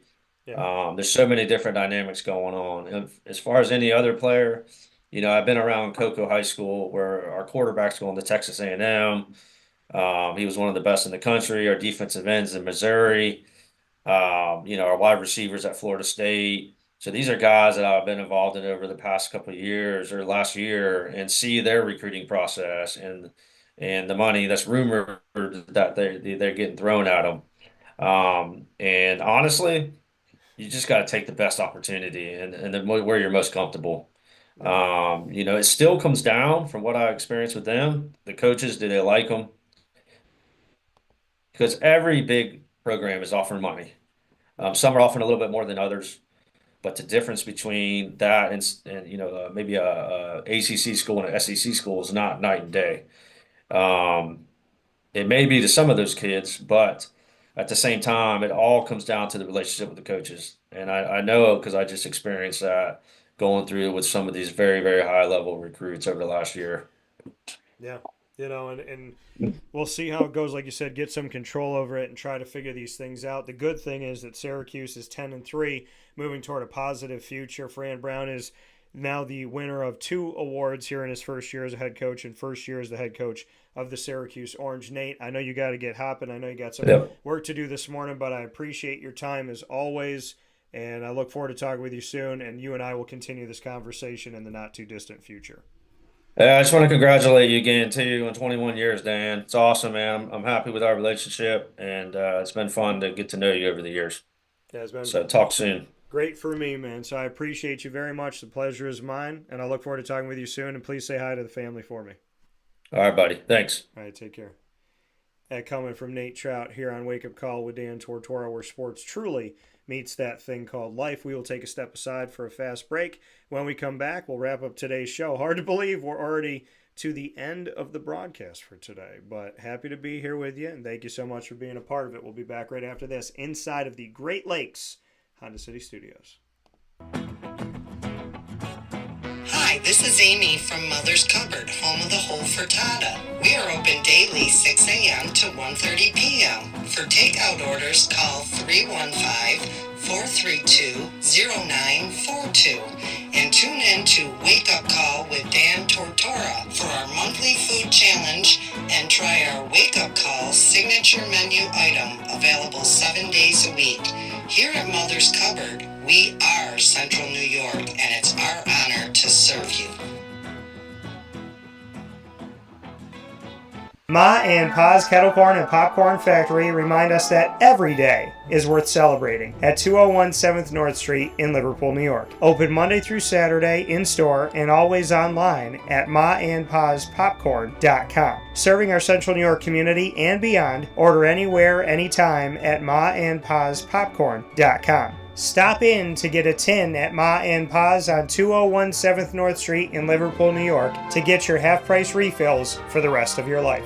Come to Ma and Pa's for your holiday gift giving for family, friends, employees, and clients. And remember, for fundraising and events, to call 315-450-6272. That's 315-450-6272. Ma and Pa's Kettle Corn and Popcorn Factory. How corny are you? This is Jimmer Sikowski, owner-operator of Chick-fil-A Cicero, 7916 Brewerton Rd in Cicero, right in front of the Home Depot. I had a deep feeling that God wanted me to do something bigger with my life and to help people, help others. He kept putting Chick-fil-A in my life, and I realized as I was going through the franchise selection process that positively impacting the lives of others was really core to what we do here at Chick-fil-A. First of all, it starts with the food. The food is brought in fresh daily. We bring in local produce. We prepare to order in the kitchen. We hand bread our chicken. We hand spin our milkshakes. It's great food. It doesn't taste like fast food. I think the second thing is the way people feel when they come in a Chick-fil-A restaurant. It's different. We try to treat people with intentional kindness here, which is very different and deeper than good customer service. And so I think it feels remarkable for most people to come in a Chick-fil-A restaurant. And then lastly, the impact that we try to have in the community is very different. It's a big part of the expectation of every operator of a Chick-fil-A restaurant is that they're actively engaged in their community, they're a leader in the community, and they're making a difference. When they realize that what we're striving to do is to shine a little light in their life, that's a very, very different experience than you will have in any other quick service restaurant. And it's that remarkable experience that I think people will emotionally connect with.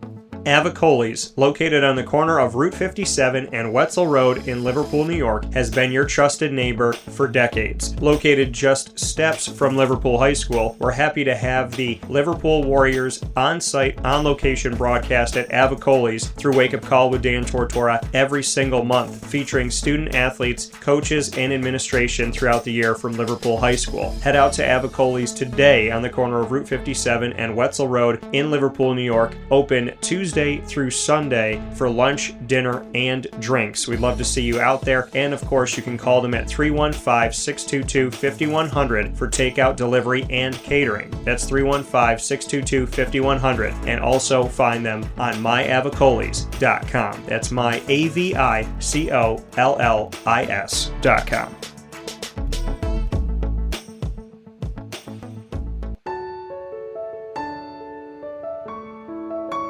Having peace of mind when you're out of town that your furry-loving friend is safe and sound means taking them to Canine Kampground, because we all know that when it comes to the love of our pets, it goes well beyond the call of duty to make sure they're safe and sound. Right, Lily?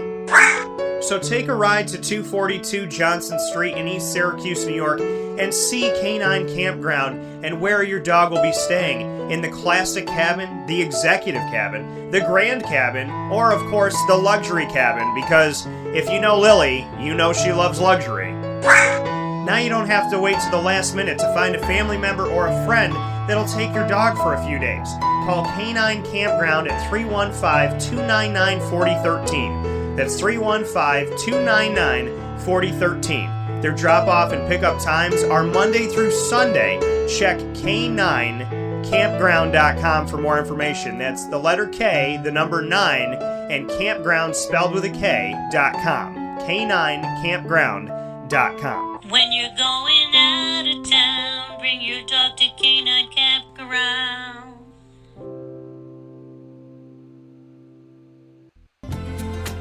Looking for your next ride? Look no further than Great Lakes Honda City, located on 7140 Henry Clay Boulevard in Liverpool, New York. Serving our community for decades, their new and pre-owned vast array of vehicles are available to you Monday through Saturday on site. To search from home, shop at GreatLakesHondaCity.com. Call 315-365-5576 to set up an appointment. That's 315-365-5576 for Great Lakes Honda City, 7140 Henry Clay Boulevard in Liverpool, New York. Great cars, great people, Great Lakes.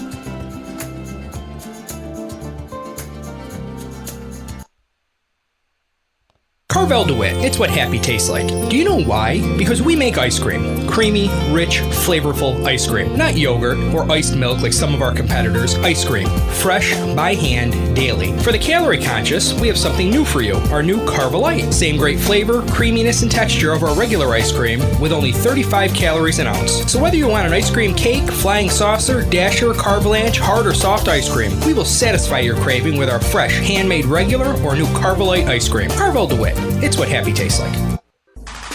The Wildcat Sports Pub in Camillus, New York is located on 3680 Milton Avenue in the Home Depot Plaza. It is your family-friendly sports bar and restaurant. Folks, some sports bars aren't family-friendly. Some family-friendly restaurants are not sports bars. The Wildcat Sports Pub in Camillus, New York is proud to be both. It is that marriage that you've been looking for years. The Wildcat Sports Pub is your home base for your sports bar and restaurant needs, games for the kids, indoor and outdoor activities, and enough things on the menu to come back every single week and get to try something new.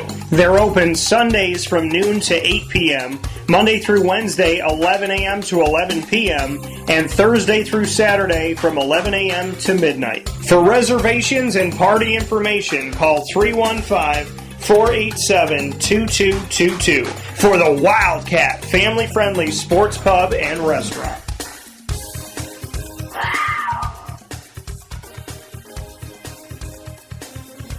GG Cards and Breaks. Like, comment, subscribe. GG Cards and Breaks coming to you on 639 Delmar Place in Syracuse, New York is your one-stop sports card and trading card shop. GG Cards and Breaks open Tuesday through Saturday from 10 a.m. to 6 p.m. and on Sundays from 10 to 5. You will find all that you need when it comes to hockey, soccer, basketball, football, baseball, singles, packs, boxes, graded cards, potential one-on-ones, rookie patch autos, aka RPAs, graded cards, numbered cards, as well as Pokemon, Disney Lorcana, the Magic the Gathering, Yu-Gi-Oh! You never know what you're going to find at GG Cards and Breaks, but you can find something to add to your collection or begin your collection for all those big kids out there. And they have all the supplies you need for your cards as well. Literally, there's something for everyone at GG Cards and Breaks. So make sure you make your way out there and find the next thing that you're going to add to your collection today. Something for everyone at GG Cards and Breaks for that big kid spirit. I want to thank everyone that came out to GG Cards and Breaks trade night on site, on location at the Wildcat Sports Pub. We had a fantastic group of people. I had a great time, sold a bunch of my cards, made some trades, these are the ones where I consider to be the best nights, where you sell a bunch of stuff, you trade a bunch of stuff, and you know, you have some things leave your collection, but you bring in some great new stuff as well. And I definitely got to do that. I'm happy with all the stuff I got to bring in. I want to thank Danny Tome and the entire team at the Wildcat Sports Pub. They are fantastic. We've worked together now for going into passing our 8 years, I think. So we're within our 8th year of working together. So 3680 Milton Avenue in Camillus, New York. The Wildcat Sports Pub, fantastic place, 7 days a week, and for takeout and delivery. Call 315-487-2222. That's 315-487-2222. That and GG Cards and Breaks, just a tremendous, tremendous place. Josh was out there, the owner, doing his thing. Alex came out. A lot of familiar faces, new faces, a lot of fun. The room was packed. The cards were there. The people had stuff on display. I mean, it looked like a card show. You know, this is our trade night, and it looked like, I mean, people were setting it up like they were at a card show. And there were so many different things.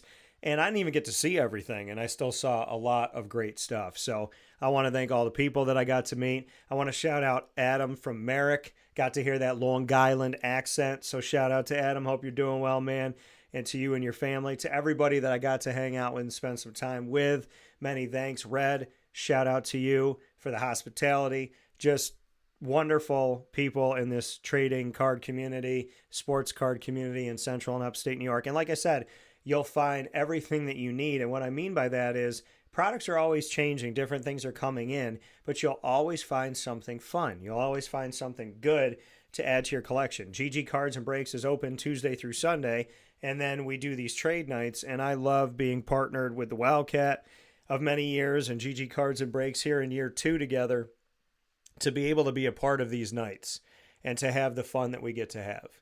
It's electrifying, it's exciting, and it's a blessing. So shout out to GG Cards and Breaks for all the work that they do. And thanks to the Wildcat for all the work that they do. GG Cards and Breaks, 639 Delmar Place in Syracuse, New York. Head over there today. Can't wait to see you. Let them know the DT sent you. Shout out to my my guy Joe Comans, who went over there recently here. I heard that you were in the store. I hope you had a good time, brother. Shout out to Pete Green, the owner of Mother's Cupboard, who I know has been going over there and picking up some Josh Allens. So a lot of good stuff. Thank you to everybody that's gone to GG Cards and Breaks and trusted us here on Wake Up Call. Like I said, let them know the DT sent you when you go into the store. And they're open Tuesday through Saturday from 10 to 6, Sundays from 10 to 5, right there on 639 Delmar Place in Syracuse, New York. With that being said, here on Wake Up Call with Dan Tortora, I want to thank you for tuning into the broadcast here where sports meets that thing called life. I want to thank you for being with us inside the Great Lakes Honda City Studios. I want to thank Carvel DeWitt for the annoying moment of the week, Chick-fil-A Cicero for LEAD, the acronym that stands for Learn, Evolve, Ad-lib, and Deliver, that God helped me to create and helped to give me this idea. I kept sitting here saying, I want to do something. I want to make a faith-based segment. I want to connect Chick-fil-A Cicero to it. I want to work with Jimmer on this. And I was just sitting there going like, okay, I want to have a cool title, but I want to have an acronym. And I want the acronym to actually mean something in the word and in what each of the words mean for those letters. So I wanted those letters to create a word that was important to me, and I wanted each of those letters to have words that are important to me as well, and that can really deal with talking about really anything. Learn, evolve, ad-lib, and deliver in LEAD. And I want to thank God for giving me the idea, because I was sitting there going, what about this acronym? What about, well, first I was like, I want to come up with the segment. Then it was, I want to come up with an acronym. Then it was, what acronym is going to work? And then I need to create an acronym that's a word in and of itself that I think is a great word that we can, truly build something special with. So God help me, as he did with every idea I've ever had. God has helped me to create it and to figure it out and to find it. And I want to thank God for just clearing the space in my brain and helping me to get a white sheet of paper and start writing ideas down. I love brainstorming with God, and I love what we came up with. So thank you to Chick-fil-A Cicero for LEAD. Top dog of the week, Canine Kamp Dog Daycare and Canine Kampground Dog Boarding, the only place that I would tell you to bring your dog for short and long-term care. And got to surprise Stewart Flaherty and let him know that he was our top dog of the week. Shout out to Coach Stu, who joined the show today. Exclusive first interview since accepting the job at Bryant Stratton College of Syracuse for the men's soccer program. The exclusive breaking news article on him being named the head coach at Bryant Stratton College of Syracuse is on wakeupcalldt.com. It's the only place you're going to find it. And, of course, all of our social media. And the exclusive first interview happening here today with Stewart Flaherty.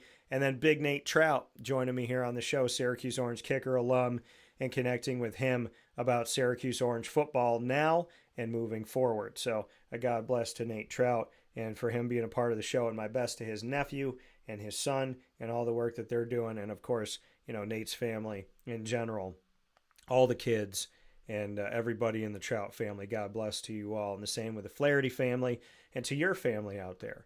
I want to thank you for tuning in on youtube.com and facebook.com, both /wakeupcalldt, and on wakeupcalldt.podbean.com, Monday through Friday from 9 a.m. to 11 a.m. Eastern Time. The next time you hear from me, I will be on site, on location in Atlanta, Georgia, covering the College Football Playoff National Championship. I cannot thank God enough. I cannot thank God enough. I can't thank the College Football Playoff enough. I can't thank hard work, dedication, and determination, and just appreciation and support from my parents and from Lily. Just a big time shout out to everybody. God bless you all, and thank you for your support and for your love. And God above all, like I said. Many thanks to Amazon Music, Audible, iHeartRadio, iTunes, and Apple Podcasts.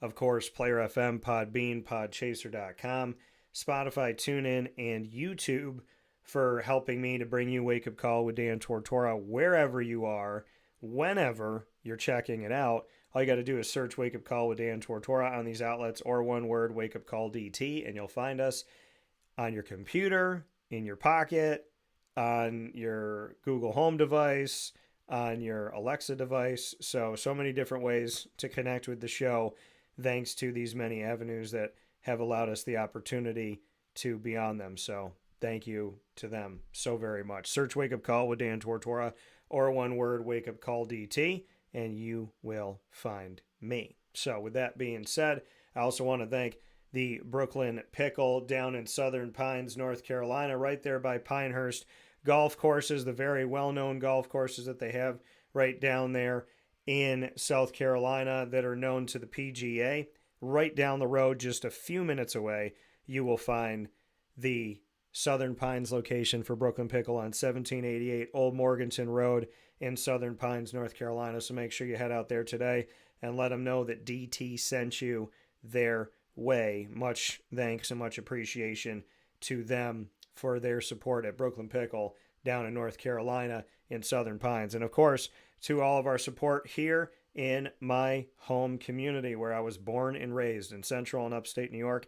I cannot thank these wonderful companies enough for believing in me and my mission and my vision and everything that I've tried to put forward here. Many thanks to Great Lakes Honda City, Carvel DeWitt, our longest standing partner, the Wildcat Sports Pub, GG Cards and Breaks, Servomation, reimagining, reinvigorating, and just creating this world that I never thought was possible when it comes to vending. Many thanks to Brian Bruno and his team at Servomation. Find out more about how they can get involved at your school, your college, your university, your place of business, as well as your rest stop and more by going to servomation.com. Trust me, folks, you do not want to miss out on having this vending in your location. The quality of food, the variety of food, it's like going to the store, but it's right there. It's awesome. Servomation.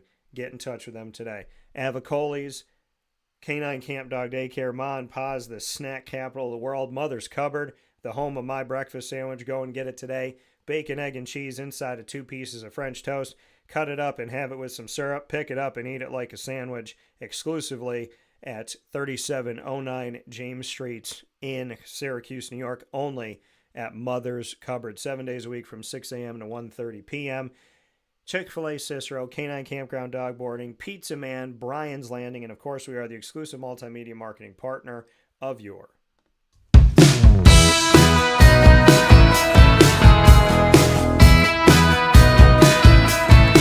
Lemoyne College Dolphins. It's Fins Up every single month on Wake Up Call with Dan Tortora. Find your Dolphins right here every Wednesday during Dolphin Time, Wednesdays at 9 a.m. Eastern Time, with student athletes, coaches, administration, future Dolphins, and alumni.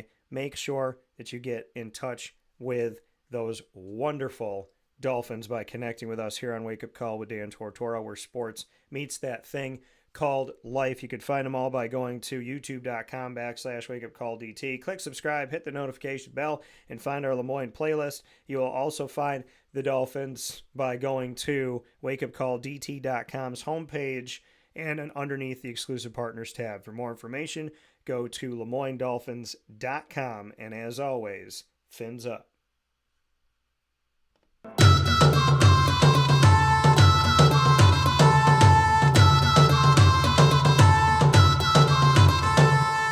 The Bryant Stratton College Bobcats of Syracuse are exclusive multimedia marketing partners with Wake Up Call with Dan Tortora. The Bobcat Buzz comes to you every single month, including on days like today where you got to hear from the Bobcats, and that being in an exclusive first interview since accepting the job. Stewart Flaherty joining me for his first ever interview upon becoming the head coach at Bryant Stratton College of Syracuse for their men's soccer program that has won multiple national championships. The Bobcat Buzz, bringing you student athletes, coaches, and administration every single month, all throughout the year. You can find them by going to youtube.com/wakeupcalldt. Click subscribe, hit the notification bell, and find our BSC Syracuse playlist. You can also find the Bobcats by going to wakeupcalldt.com's homepage and underneath the exclusive partners tab. For more information, go to syracuse.bscbobcats.com and go Bobcats.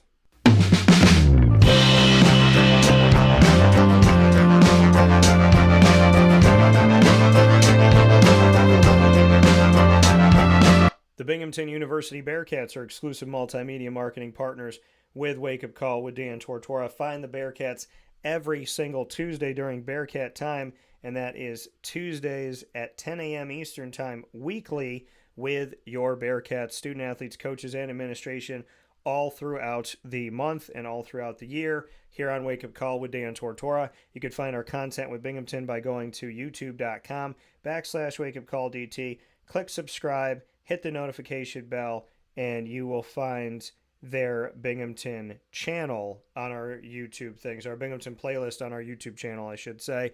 You can also find the Bearcats by going to wakeupcalldt.com's homepage and underneath the exclusive partners tab. For more information, go to binghamtonbearcats.com and go Bearcats. With that being said, once again, many thanks to my guests, Stewart Flaherty, Nate Trout, to all of you, to Carvel DeWitt for the annoying moment of the week, Chick-fil-A Cicero for lead, and of course K9 Camp Dog Daycare and K9 Kampground Dog Boarding for honoring our top dog of the week, Stewart Flaherty. Facebook at Wake Up Call DT, X at Call DT, Instagram at Wake Up Call _DT. The next time you hear from me, I will be at the College Football Playoff National Championship. By the grace of God, I've been able to be in this historic season with the College Football Playoff. I've covered the College Football Playoff virtually and on site over the years, and I've had the opportunity now this year to make history, not only being a part of the College Football Playoff for the 12-team format for its first time ever, but for being on site, on location for every single round of this historic season in college football. I was out at Penn State, at State College, for SMU at Penn State in round 1. I was at the Chick-fil-A Peach Bowl in Atlanta, Georgia for the quarterfinal round between Texas and Arizona State. I was at the Goodyear Cotton Bowl Classic down in Arlington, Texas for the semifinal round between Ohio State and Texas, and I will now be at the College Football Playoff for the first time ever on site on location.